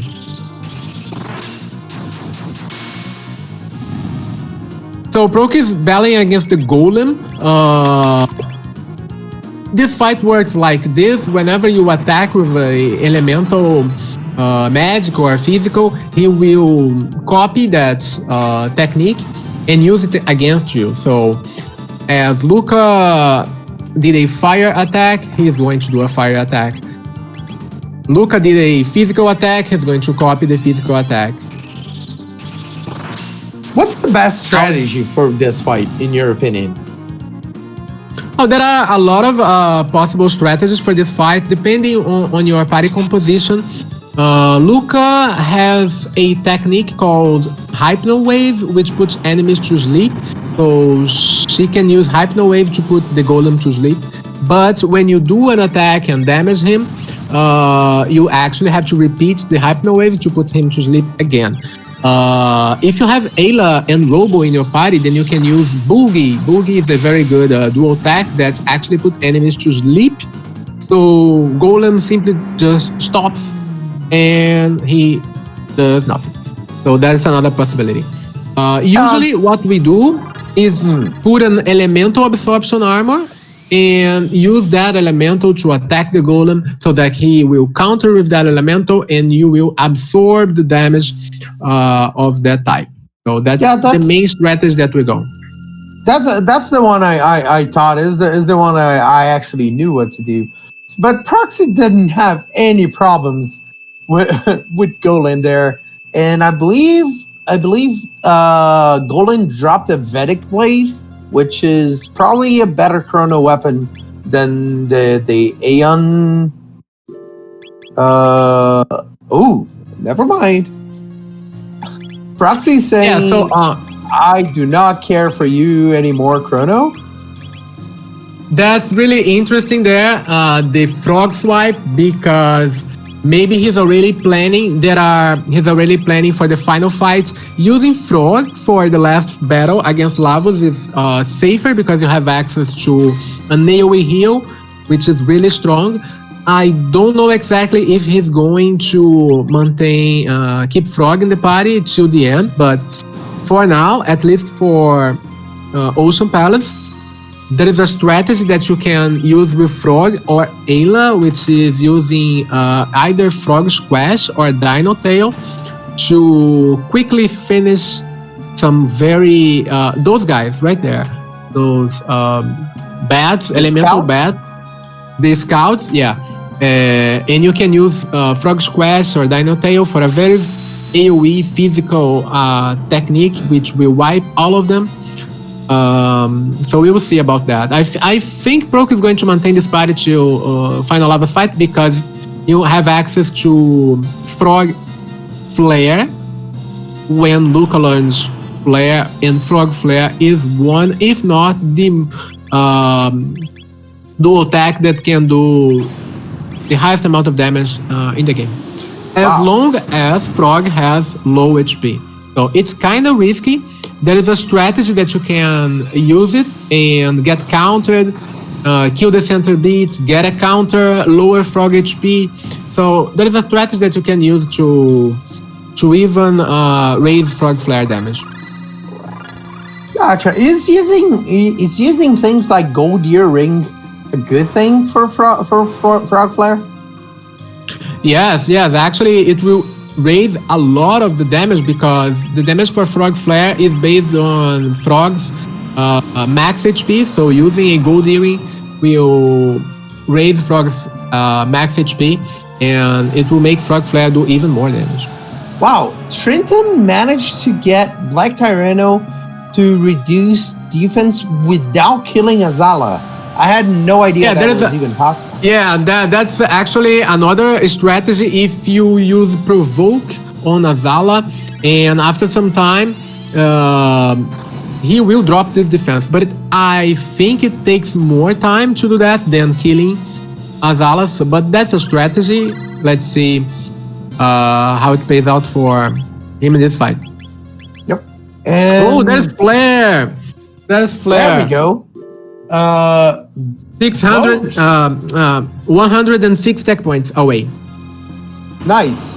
So Trinton is going with Ice Sword 2, and I have to tell you, he's dealing a little bit more damage than Antipote. So staying with the same party is paying off to Trinton there. I am not sure what. Oh, so Proxy is now taking full damage there to make sure his Frog Splash is really good, right? Yep. Yeah, exactly. You just wait. Each of those flames, they do about 10 damage, so he can count and keep Frog at low HP, so that Frog Flare can actually kill everyone right now with only a single use of Frog Flare. So that's a strategy. And he's actually going back to farm. To farm, yeah. I don't remember what level I am right now, but with Frog Flare, you can farm this battle really fast. If you don't have Flare, you can't kill them with one hit, but with Frog Squash, you can. So he was just 5 Damage away. That's bad. Ow. That's unfortunate. So, based off the time where Yay, Trinton got the Tyranno down. Yep. So, considering both times both of our runners finished it, Proxy is about 10 minutes ahead here. So that should be, it is quite the comfortable lead.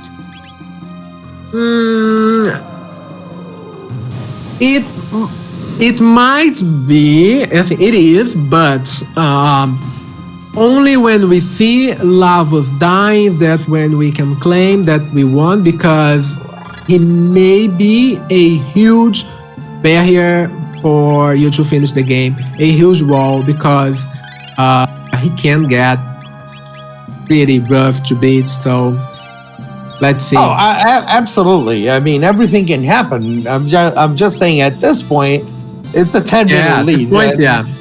Let's see what Proxy does with that. Because and Trinton is decided to go to check the shops for Earthbound Village.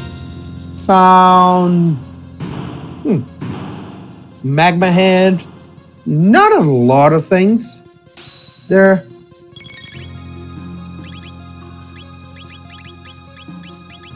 Let's see what. I don't know if he can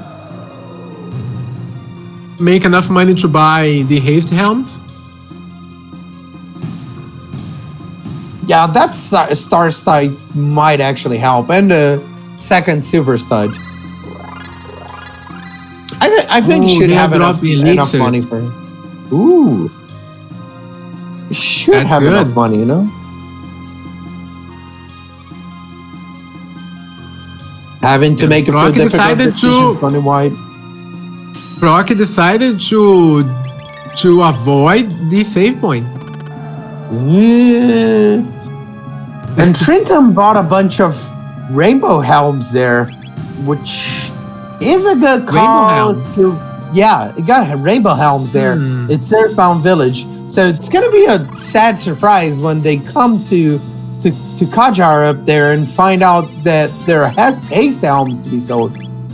Yeah, so usually going straight to the new shop is a strategy, because that shop is so good that you can't have enough money to buy everything you want.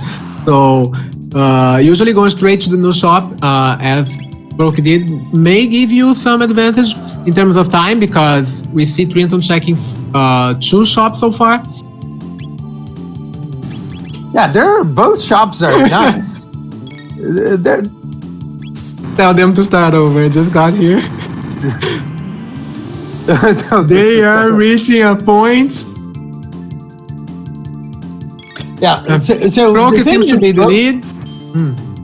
Both shops are pretty nice, but they're not nearly as nice as the other shop that we're gonna find. So yeah, exactly. That's why usually we skip all the other shops in this area and just go straight for the new shop, because that's one is the best. Interesting. Even if you don't have access to OP stuff in the new shop, there is actually another shop just right in the other side of the counter there, so you can access another shop. Ooh, and Frog is down. Oh, Frog's down. Oh no, that's very unfortunate, because now he can't do Frog Flare. It was bound to happen. Let's be honest. Frog has 24 life. I don't remember seeing which accessory Frog had, because if he had like a dash ring, it would be safer to use Frog Squash, because Frog could outpace everyone. I don't know if he had the dash ring on. I don't remember. Yeah, and I think now Trinton's trying to squeeze as much money as they can out of their inventory to try to at least get one. Oh, he has dash ring. Okay. Has dash ring, right? Yeah, it does have dash ring. Usually we want. we want a very fast character. If you are going to use Dino Tail with Ayla or Frog's Crash with Frog, you really want them to be really fast, because if not, they can get like a single hit and just die. So that's when the strategy will not work. Okay, elevator is cleared for Proki. And Trinton has not managed to get enough money for a haste helm yet. And that's important. And Proki just did a very good skip. Let's see if he gets in. He gets it again. This skip is really, really hard to do when you don't know what you're doing. And he just nailed it 2 times. So that's going to save some seconds there. Yeah, it's a very kind of weird skip to do, but if you walk in, as soon as you touch those beds there, and you walk to the right, and then you will start to run away from the room, then you can avoid that encounter. But it's really hard if you don't know exactly how to do it. And we see everyone now at level 29, 31. We still have a battle against the twin golems. Broke is preparing his inventory for this battle. Look at that 15 speed Luca. 15 speed Luca. There's so much speed. And Trinton is going to check a sealed chest now. He's checking the pyramid. The pyramid actually opens two sealed chests, so he could actually save before checking, because when you get the first sealed chest, then the other one simply disappears. So he's going to decide now. I hope it pays off. Between the left one and the right one. I hope it pays off. Seems like such a slow check to do. Yeah. Usually this check may not. Wow. 3 checks. All right. Okay, it did pay off. Okay, but that's what I mean, the chances of getting a Prism Specs on those 2 chests are really, really, really low. So he won the lottery right there. Hey, it's random. You have to bet. You got it right. I mean, but That's all that matters.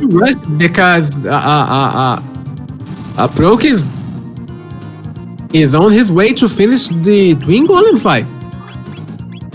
And Proki's damage is in the 3,000. Yeah, so Frog Flare can do a lot of damage. Why is Trinton not finishing? Actually, he wants to make sure he has a good equipment set for the final fight against Lavos, and that's why he's doing several checks from those sealed chests that he now has access to the pendants being charged. So there are more than 10 sealed chests that he can actually get like within a 4-minute check. So yeah, what does Prism Spec do? That's actually a very good question. It's one of the best, if not the best, accessory in the game, because it raises your damage by 50%. All right, and Trinton doing the Fritz, getting a few more red tonics. Yeah, mid tonics, my bad. That's actually a decision that he's doing. He's preparing himself, but maybe kind of a more than needed, because then you are actually wasting time while you could be rushing to the final boss. So that's a payoff there. Let's see how it pays out, if it pays out. Yep. Proxy is finally getting to Zeo there, using the Ruby Knife and getting ready to fight Lavos. Yeah, so maybe after getting the Prism Specs, I would say like, wow, I'm really, really lucky, let's go. But there is an option there. He went for more seal chests, so right now he's actually going to enter the final dungeon to go his way through the Ocean Palace and reach Lavas. So there's Lavas Phase 1 battle starting for Proki.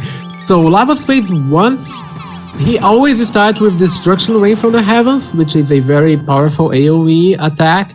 Fortunately for Proki, he can use Frog Flare, which will do more damage as lower Frog's HP is, so that's 2.5k damage.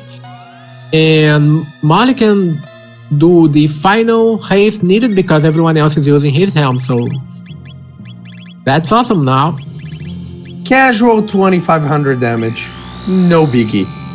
And there's Obstacle. It's one of his most nasty attacks because it does like random status to everyone. And you see now Frog is sleeping. And Proki decided to go for a Antipode tree. So the next attack is a very powerful one. And maybe that's someone is dying. That's going to be okay, Frog's dead, Luke is almost dead, Molly's almost dead, so Ow. He went for the photonics there. Shoot. Okay, everyone. Interesting. There's another destruction rain from the heavens. He's saying, I don't care about Frog sleeping, that Frog is dead, I'm just going to kill you. Yeah, with Old two strategy. more Antipode 3, he should be dead, so that's why he's just going through it. For it. If I'm not mistaken, 15,000. All right. So he is dead. That's Lava's Phase 1 clear for Proki. And Trinton going his way through the golem fight.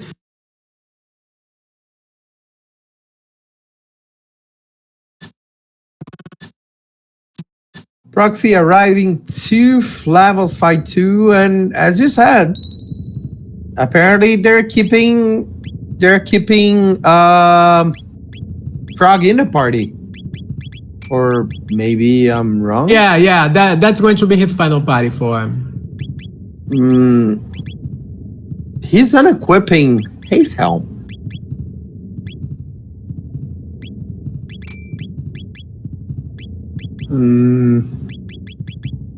I'm really interested in what they're doing there.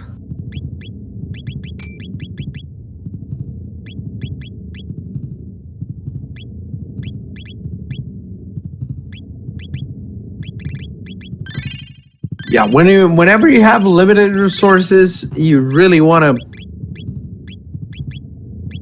I'm take not a sure good time thinking. why Not sure Proki did why use they're the not using shelter, right? Yeah. They do have one shelter, but it's the final boss. I think maybe Proki doesn't want Frog to be at his max health so that he can use Frog Flare. That's possibly the reason. That does make sense. And Trinton has killed Golem and is in Ocean Palace.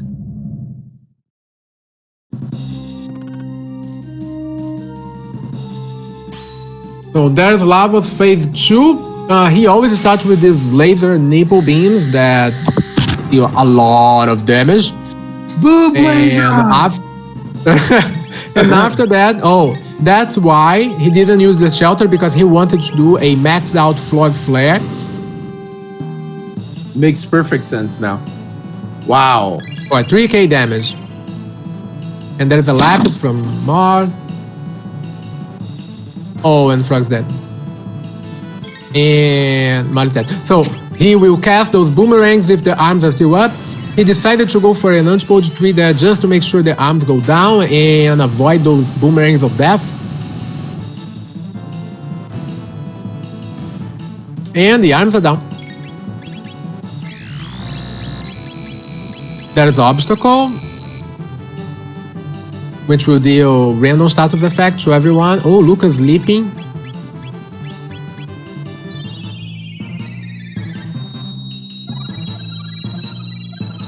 Yeah, so Life 2 is a very good tech from Mod that she can raise someone to full HP. Sleep is not the worst status effect because whenever you get hit, it will wake you up.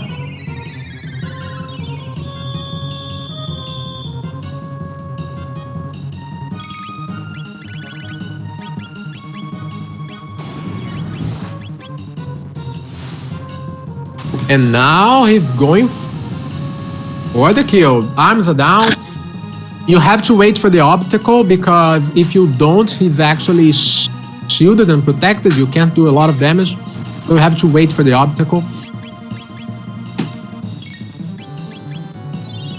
Right now he has two poison characters. They deal less damage when poisoned. So Luca and Frog are poisoned. Ooh, poison. But they are still hasted. I get the impression that poison is not nearly as bad as the other status in this game. Yeah, you exactly. You can just leave it there and continue your strategy. And happy 2 hours, everyone, as Proxy is super close to finish this the seed. Ooh. Yeah, so Shadow Dome Blaze is one of his most damaging attacks. Fortunately, he has Frog in the party, so he can just heal everyone and safely go for more Antipode 3 strategy. Yeah, at the end of damage. At the end of the day, Antipode is just safer than going for Frog Flare. Yes, it's safer. It's more reliable. And you still have Frog there to heal the party. But if you manage it well, the battle can be faster if you go for Frog Flare, but you have to make it work really well. And Lavos phase 2 is down. Lavos 2 down. And Proxy is gonna try to open a menu here, right? Yeah, so there is actually a menu glitch that you can use in between Lavos phase 2 and phase 3. If you wait until the screen goes completely black, there is like a few frames window where you can enter the menu. If he managed to use that use that glitch and enter the menu, he can heal the party, change equipment, use eaters. It's really important to get it. And it worked. And there it is. That's really nice. Meanwhile, Trinton grinding for levels in the elevator. I don't know if he's going to rush it. It's about his third fight, I think. So I don't think we'll see. I think we'll see a little bit more grinding there.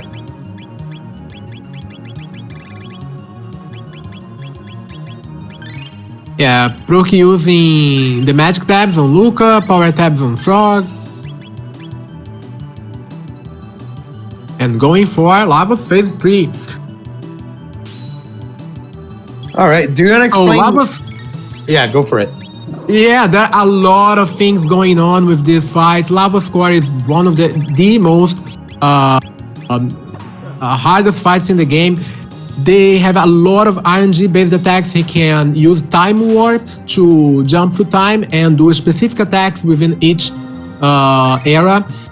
The left beat is protected against magic and can only receive physical damage. The right beat is always protected against both types of attacks. You have to put the center beat or the left beat down in order for the right beat to reduce his defense. Oh, we see now a wonder shot attack on the left beat for 1200 damage. That there was a great it goes, starting with random status. This attack can be pretty bad. Someone is asleep. Ooh, uh-oh. Luca's chaos, so she will just randomly attack someone in the battlefield. Left beat is down. It gotta be careful. It's Luca with a wonder shot there. Yeah, of course. Ow. Ooh, And talk down. Oh, God. That hurt. That hit That's right bad. there. So,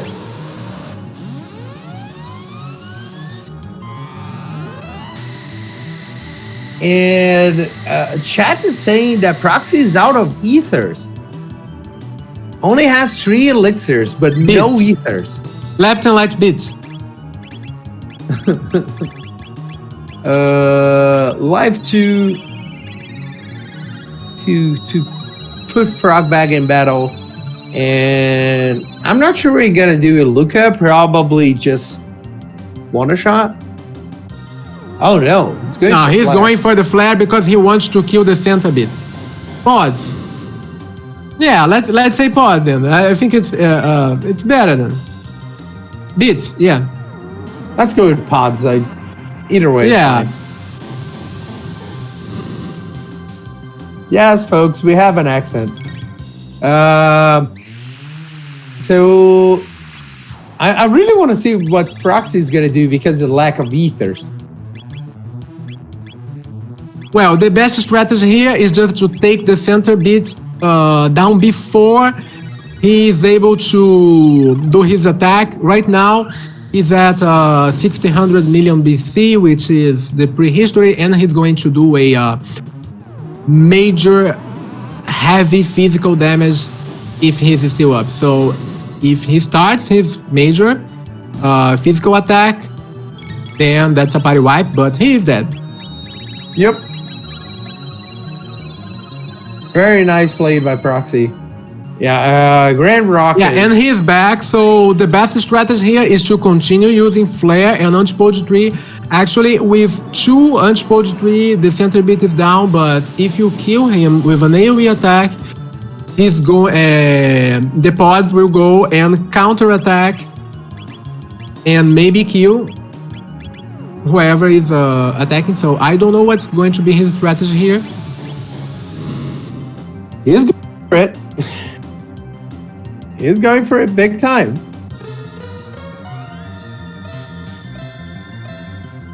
Yeah, so after all this time, Mal was still unhasted, so that's a haste for Mal right now. Now, Antipode 3. I don't know if Luca is shielded. I don't think Luca is shielded. Managed to kill. If she's not shielded, she will. Yeah, she will die. But Mal knows life too, so that's not a problem. It was scary. It's super scary. It was a 500 damage right there. If you manage to kill the center bit, then it's a safer fight. Yeah, this is really risky. Yeah, but and they can't. So Proxy now has to kill the left bit before anything, right? No, he can actually just use Antipode 2 to hit the right bit there. Okay, so he only counters if you do an AoE. Gotcha. The counters occur when you hit the left bit with the center down, or you hit or you kill the center bit one. When you kill the center, he will counter. Well, Proxy seems like they're in control of this fight quite well. Meanwhile, yeah, he is right now. We do see Trinton farming a little bit more. Unfortunately, I don't think that amount of farm is gonna help.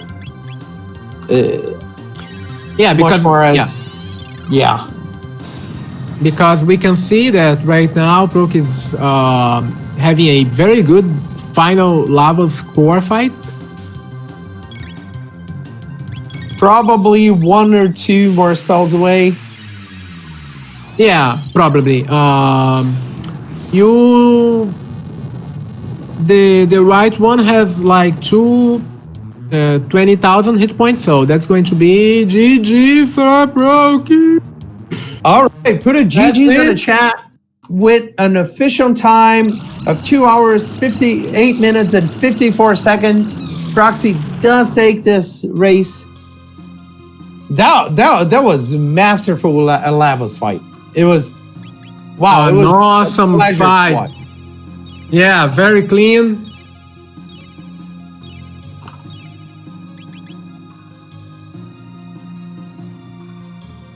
Very clean level score fight for Rookie. That was an amazing run. Congratulations. I think we can invite him for an interview. I'm gonna check it out real quick.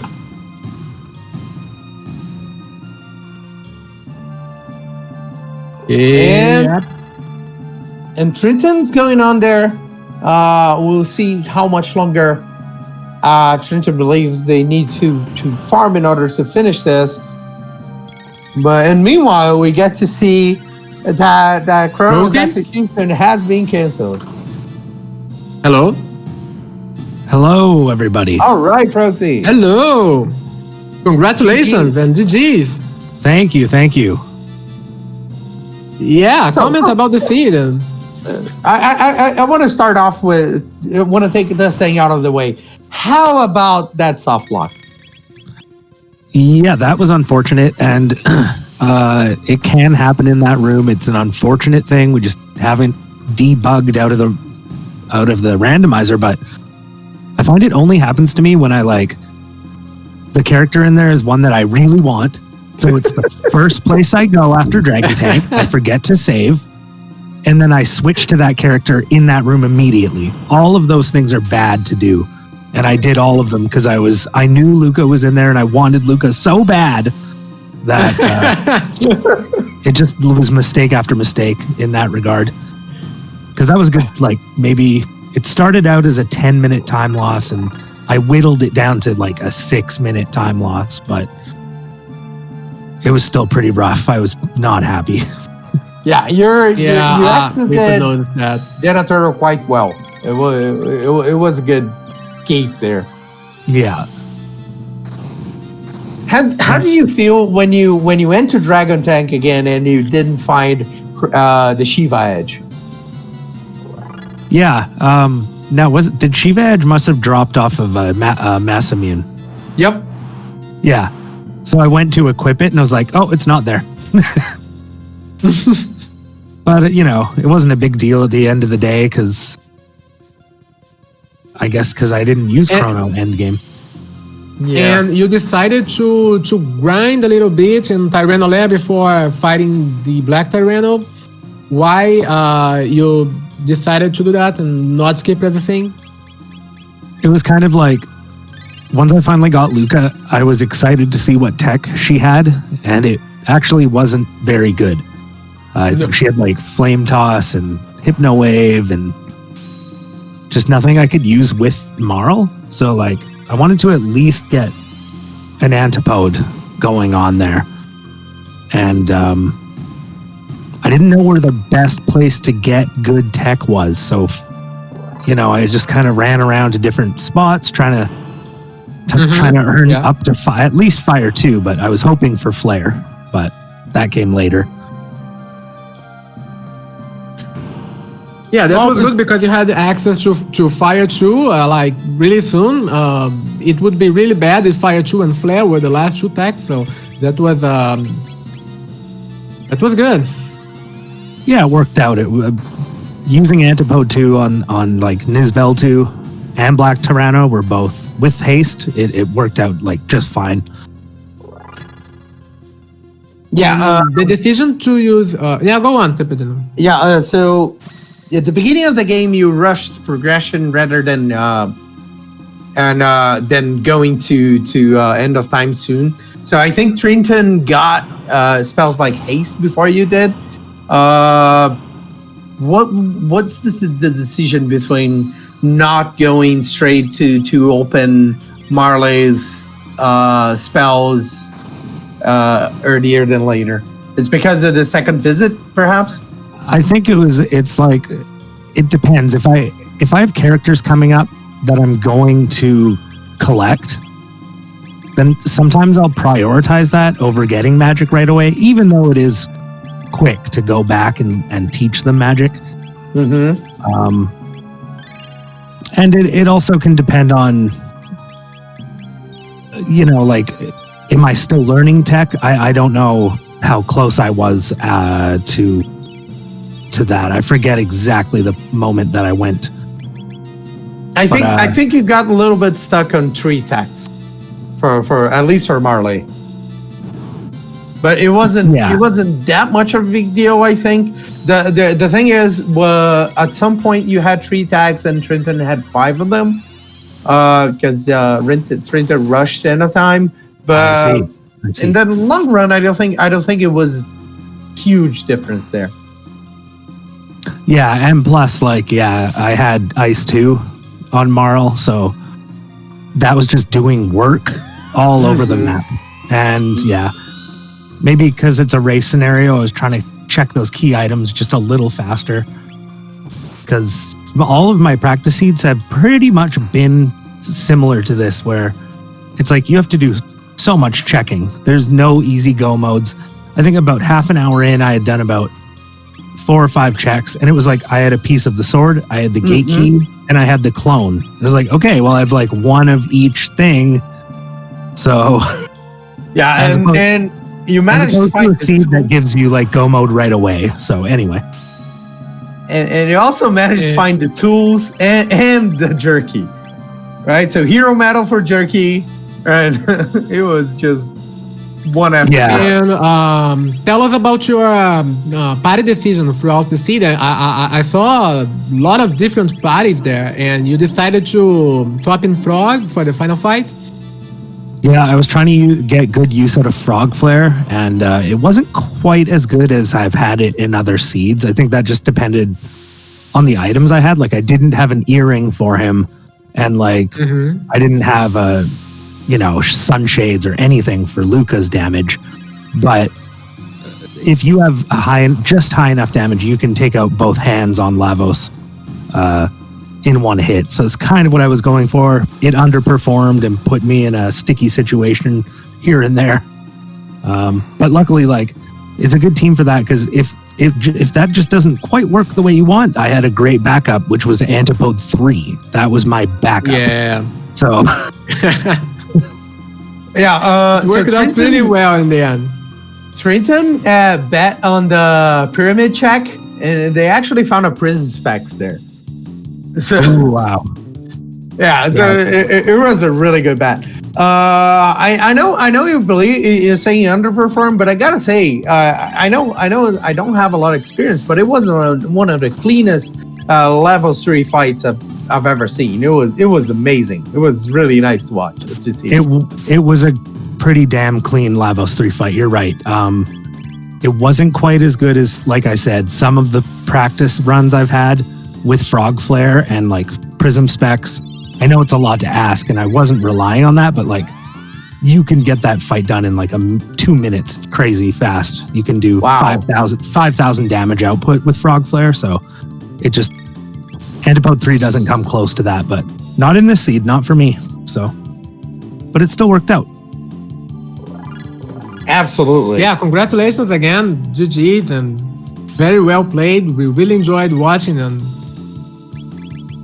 Well, thank you. Thanks, Scott. Thank you for commentating, and I wanted to jump in and watch Trinton finish off now, so I guess I'll sign off. Thanks for the interview. Yeah, absolutely. Thank you very much for being here and for giving us such a great show. Absolutely. Take care, guys. And Trinton is going through the elevator there. Did a bunch of farming. Shouldn't have any problem to the end of the game. Like, Chrono and Robo's health is above the 600. Should be breezing through Ocean Palace, no problem. Yeah, so let's see how Trinton will deal with this fight, because we saw Brooke used Frog Flare to kill all of the 6 in one go, but as we don't see Ayla, we don't see Frog, so he'll have to rely on using physical attacks on each one of them, or magical attacks, single target, so it's going to take some time. You know, when I was a kid, because I would be so over leveled at this point, I would just go ice 2, fire 2, lightning 2. It was the worst strategy possible, but I was so over leveled, it did not matter. yeah, that's a strategy. Unfortunately for Trinton, he can't use that strategy because that will be a party wipe for sure. So absolutely. He has to be extra careful and take his time. I mean, I don't remember if Frog. I think Frog Splash was one of the first attacks for Frog. It was literally he could actually. One. Yeah, as it was the first one, he could literally swap Frog in, make him be at low health, and use Frog just for the elevator to save some time there. But killing each one of those guys one by one is also a strategy. I mean, it's gonna take some time, but at this point, you can't really do much, right? Yeah. And they actually resist physical attacks, so it takes some time to kill, even with good weapons and all. I think Chrono Trigger is one of clear. I think Chrono Trigger is one of those JRPGs where you don't have items that deal elemental damage that you see in a lot of the games. So if you don't have an element there, if you don't have magic, you either gonna have to improvise or you just should find another way. Yeah, that fight can take a lot of time if you don't have a Frog or Ayla available, with Ayla with Dino Tail or Frog with Frog Squash. There is an option to also use Falcon Hit, but it doesn't do a lot of damage, so you have to use Falcon Hit like several times, and might also be time consuming. So yeah, Trinton never went for Ayla or Luca. I mean, I don't think Trinton even looked to see if Luca was there. So they were really determined to keep this party. And well, I think it's a solid party, even though I'm not a big fan of Chrono. And yeah, how is that party? Go for it. Yeah. No. I was just going to ask, how good is the triple tack between this party? Yeah, so right now with Mal, Chrono, and Robo, they have a triple tech called Lifeline, which actually works similarly to an item called the Green Dream, which enables them to revive once in the battle. So if they can cast the Lifeline triple tech, every a Chrono, Robo, and Mal, they will revive once in the battle, and they can actually recast that triple tech and never die. So that's really nice. Can be a strategy. Yeah. Especially with all the AoEs from levels, it can definitely help you from not getting wiped. However, yeah. Go on. No. I'm just thinking about Trinton's strategy in this fight.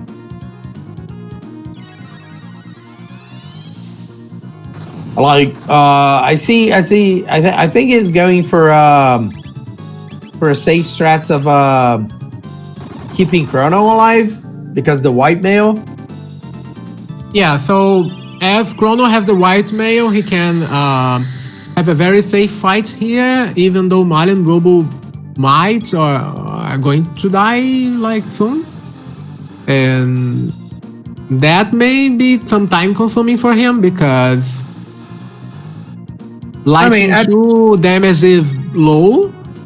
So yeah.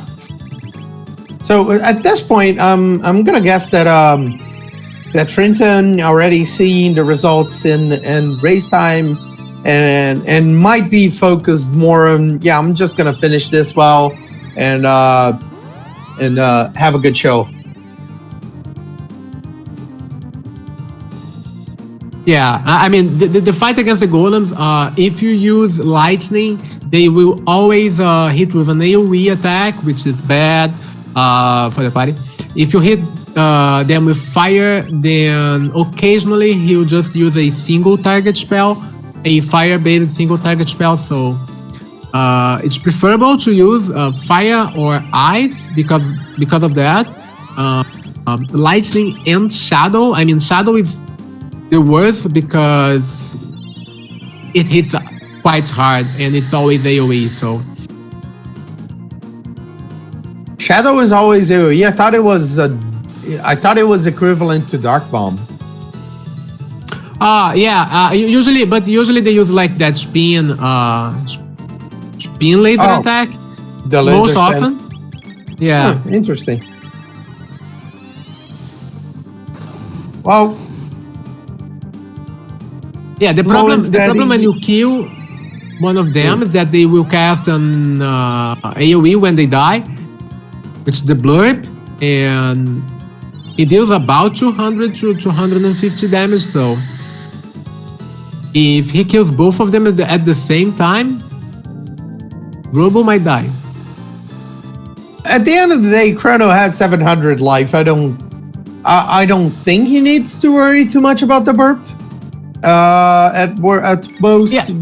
you'd be worried about not. Yeah, the problem of having only Chrono alive at the end of the fight is that only Chrono is going to learn, is going to get the tech points. I don't know if he needs more tech points because they give like 254 tech points and a lot of experience. So if someone is dead after this fight, they will miss like a level for sure. So that's pretty bad.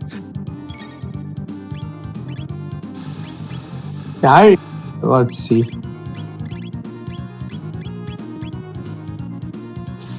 And that might actually be. Oh, there you go. Okay, He counted. dead. He counted properly how much damage he had dealt, so he could. Yeah, that's divide. 8,000 HP for each of them. And dividing the damage of the burps, he can actually revive everybody and get all the XP you mentioned. Yeah, as long as Mar survives. Ooh, Chrono does not have magic enough to. Stinker? Wow. Okay, So- Robo Robo's remains not gonna get the dead. XP. All right, because Marl had 0 magic. Chrono had 1. They would have to use either 2 items, or at least an ether there. I don't know. Probably decided it's not worth to keep that. I mean, Trinton's He's levels are really good. Wow, that's 39. Yep, it's closing up to level 40 there, so shouldn't have a lot of Wow. problems. Yeah, Kurobo is Oh, let's level hope so. 38. Yeah, Yeah. usually as we saw on with Brokey there, they were like level 32. Usually that's the level where that we fight lavas. It's 31, 32, 33. So he's at level 39 now and should be in a safer spot for lava. So let's hope. But And lava has like Trinton's walking to the lava's fight using the ruby knife. Let's see how phase 1 goes. the number of attacks that Lava Square can use are like so high that the fight is very unexpected. It's very random. You can't plan. You have to plan ahead when you see when the time changes, so you can tell which attack is going to be, but we don't know which is the time warp that he's going to use.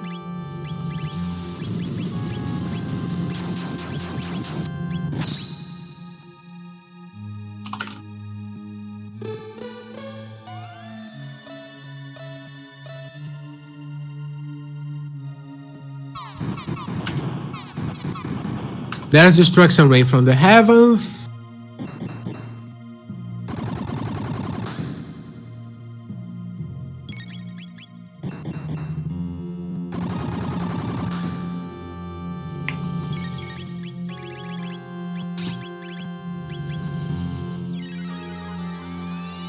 All right, and Trinton's probably gonna bank on that ice or two and keep Robo for healing whenever he needs. Because honestly, Yeah, let's hope for a good obstacle.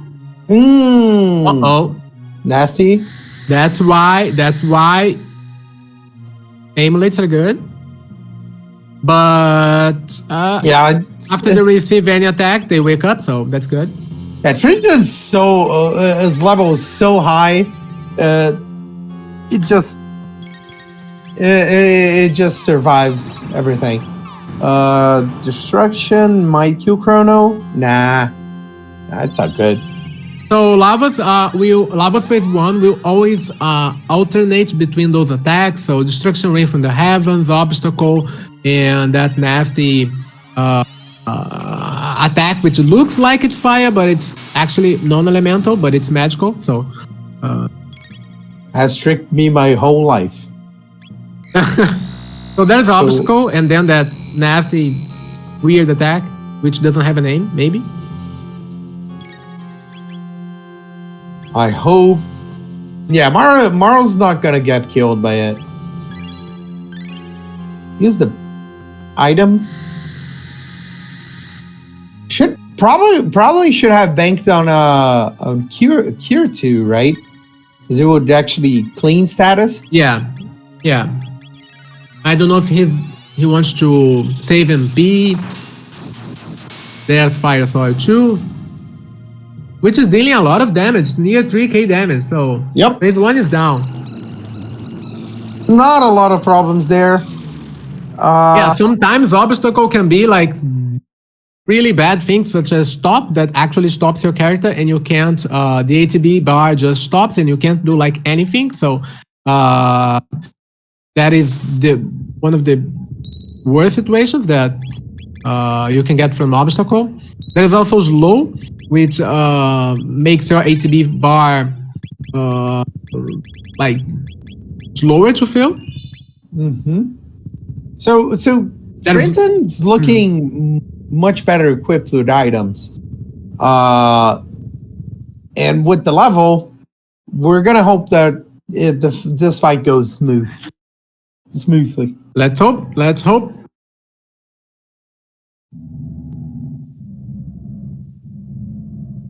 The thing is that Trinton does not have a huge AoE like Frog Flare to deal with both arms at the same time.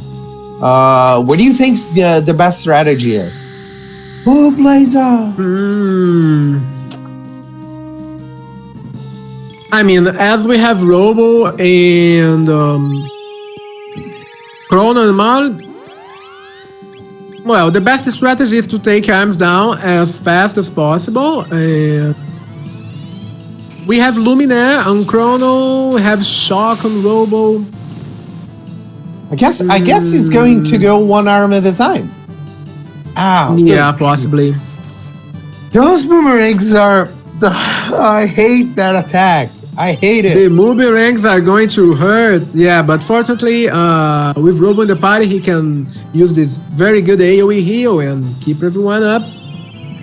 3k damage, yeah, 3k damage is not bad, but it will require like 4 or 5 uses of Ice Sword 2 to kill both arms. I gotta say, it's how much health does the arms have? Ooh, 1,000. I think it's 6k and 8k. Ow! I got lucky there. Got lucky there. Yeah, so as he is at level 39, his HP is higher than what we used to get here. Yeah, Broke is saying like it's 4,500 and 5,000. We don't. None of us know the specific because I don't know. Yeah, Angry this point is- Angry's not here. At this point, is more than 3, less than 6. That's all we know here. Yeah, Robo we best have asked. white mage. It was asked before, but we still don't have a list for HP value, so that's mainly our usual playthrough of seeds that we kind of count and think about that. So, Lavos just took away Marla's status protection, and she was the only member in the party who actually had it. So this obstacle can be devastating.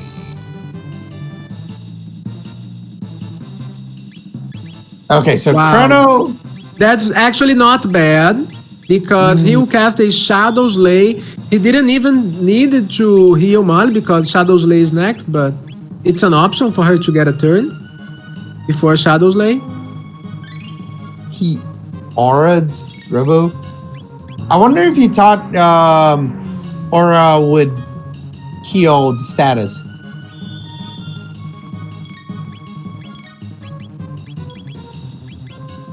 Yeah, Heal beam maybe. again. Yeah, it could be. Anyways, back to the plan of healing everything and ice sorting Lava's face.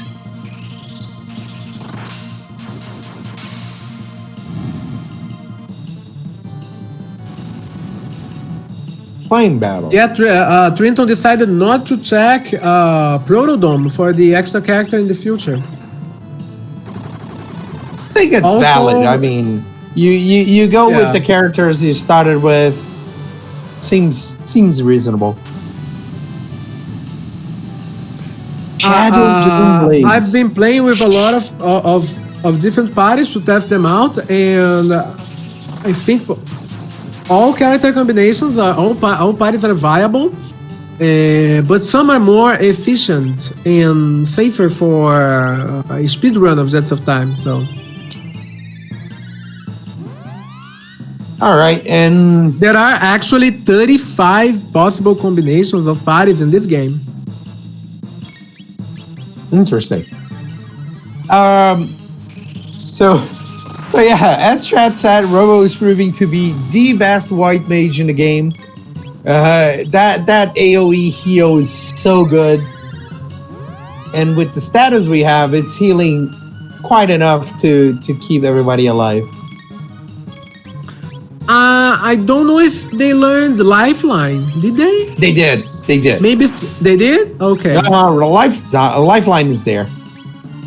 I don't know. I don't know if he's going to use it for phase 3. I have to wonder.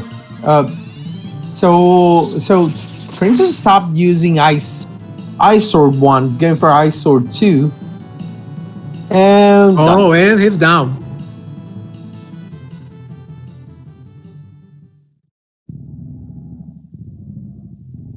Let's see if he can manage to enter the menu now and do the menu glitch. Yeah, the game I've been playing. I don't even think I've played with all the possible parties so far. But so far I can say yeah, they are pretty well balanced.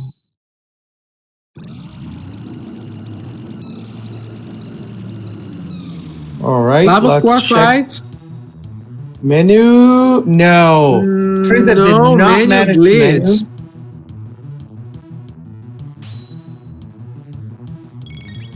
Well, fortunately for him, everyone's HP is like topped out and he's just missing some MP. That's not that bad. I was going to say, I didn't see Trinton using a lot of haste. And the first spell they cast is haste in this fight. So yeah. No, at least for this fight, yeah, you want to be fast because Lava Score Okay. is Use that on such Chrono, an no unpredictable biggie. fight. Chrono has no status protection. Didn't before, and now it doesn't.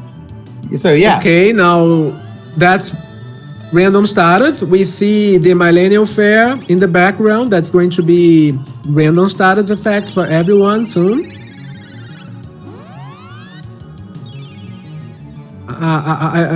I don't know if he... There's random status. Ooh, 2 stops. Oh, and it's a... Oh, God. That can be pretty bad. Good thing Marl He has needs to use... Ooh, no. We see Chrono and Robo stopped. So Marl should be using Cure 2 on Marl? Was that it? Yeah, he healed Marl. I wonder if he knows. I don't believe he knows. No, Marl has status protection. I don't believe he knows Cure 2 clean status. Cure status, yeah. It's one of those things that you don't know if you don't look through because it's not in the game text. I played this game for most of my life and I only found out. No, actually, it's not a vanilla thing. It's a Jets of Time edition. Oh, really? Yeah, it's not a vanilla. Okay, that makes sense. Jets of Time. Yeah. Okay, everyone is back now. It was a pinch. Time warp, and we are now at the future, and that's going to be Dreamless, the ultimate magical attack. So that can hit pretty hard and actually wipe everyone. But I think let's see. Got it. I think banking on lifeline here would be a good thing. Yeah, of course it would. I don't know. So Lava Squad is still 5k away from dying. Now it's 6k away.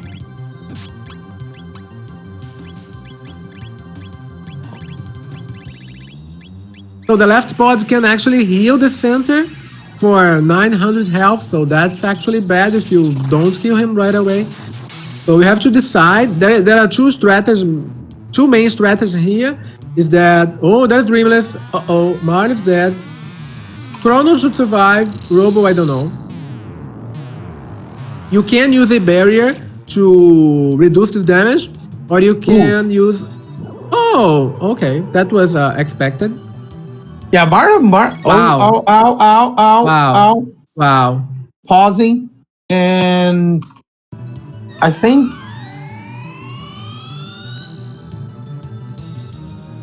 that's a forfeit.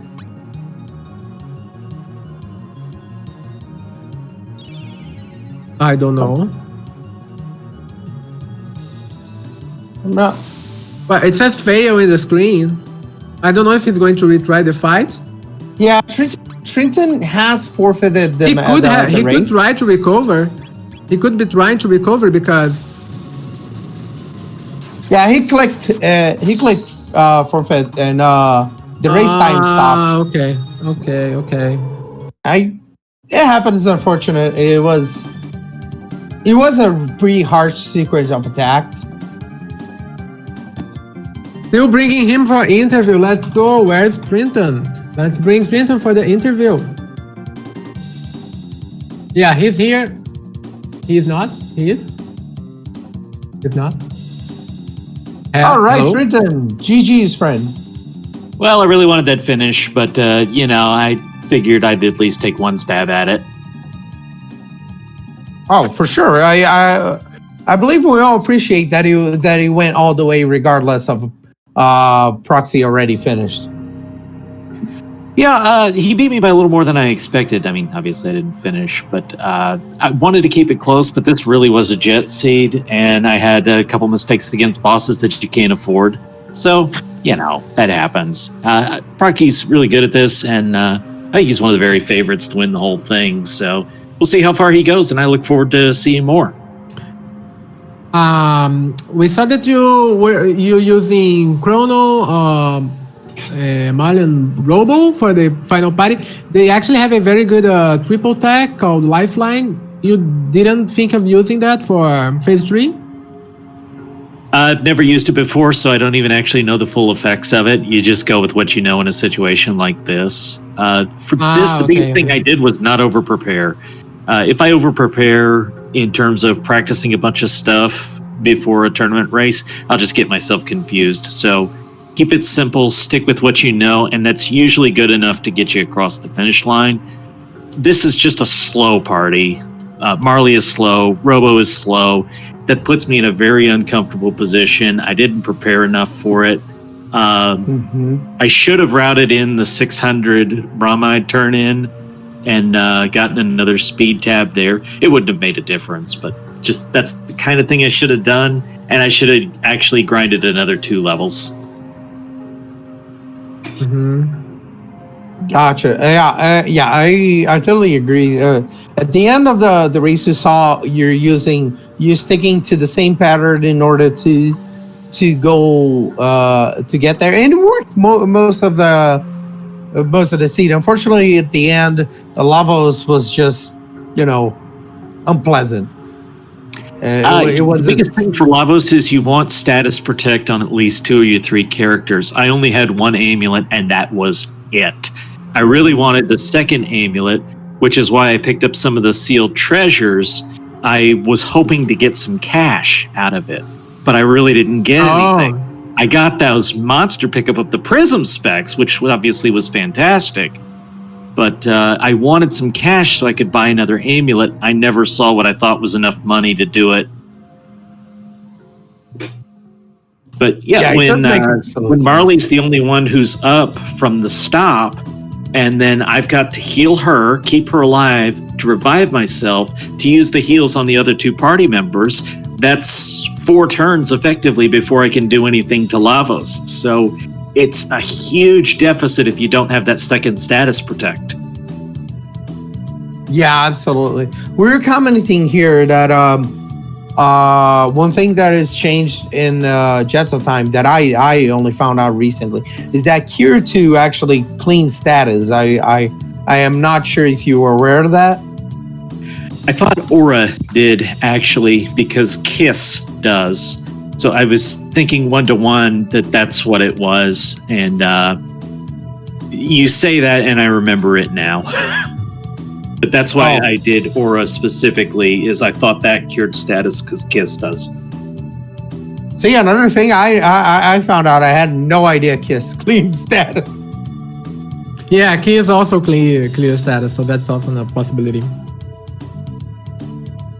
Well, yes, I think regardless of the result, how did you like the seed?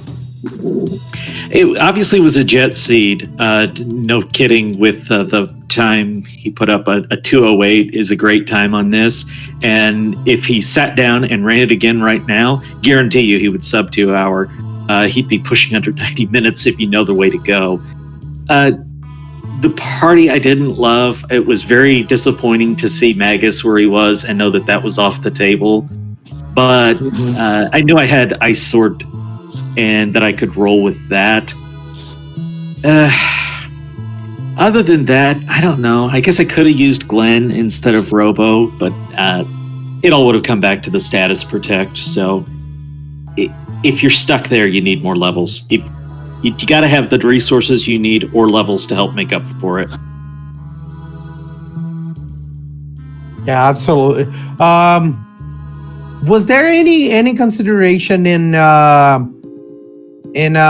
checking the future DOM, which name I forgot, to check the character there, if it was Ayla or Luca? If I didn't have Chrono, I would have, but I already figured Ice Sword was going to be my workhorse for bosses at that point, so there was no benefit to Luca or Ayla. Fair enough. Let's see here.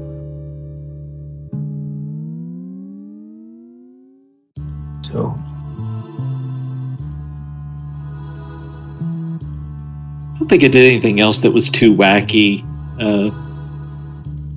Missed a couple of my skips in Tyranno Fortress, which made me very sad because I worked so hard on those. To miss them is unfortunate. I see. All right. So with that result, we're gonna have Proxy going to the next phase, and you will be waiting for the person, the loser between Retronica and Shokosura. How do you have any input? What do you think?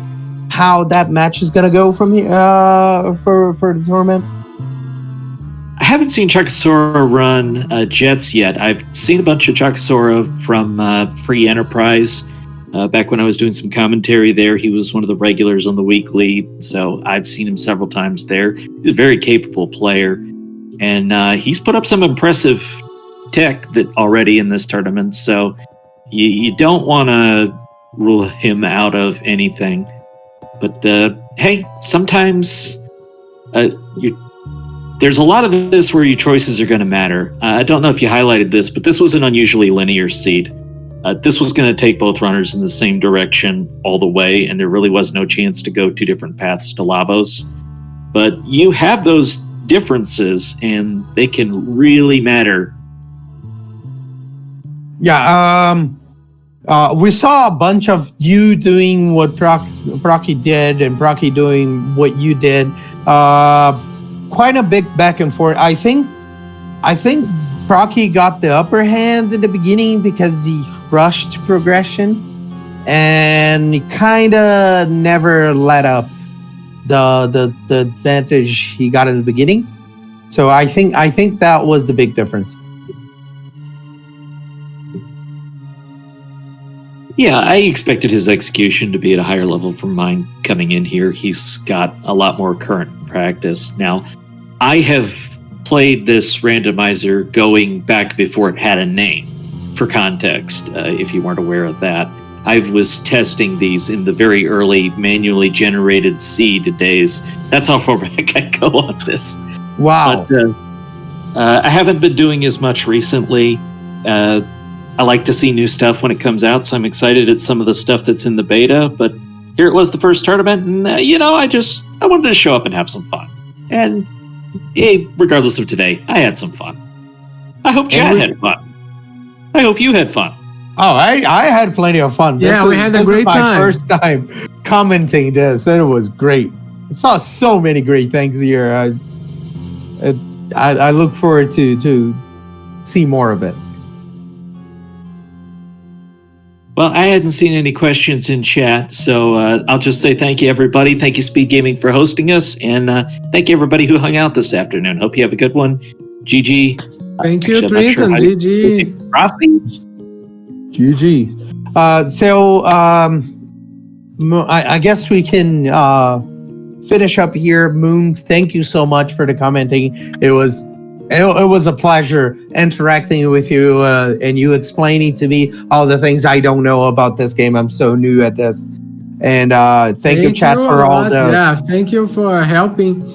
And yeah, I had a great time. Thanks, everyone. Yeah, thank you for chat for interacting, helping us, especially. I'm sure I surely got a bunch of support from the chat, and I hope you had a good time. Thank you for the runners for the excellent show they put up. It was amazing, and look forward to the next matches.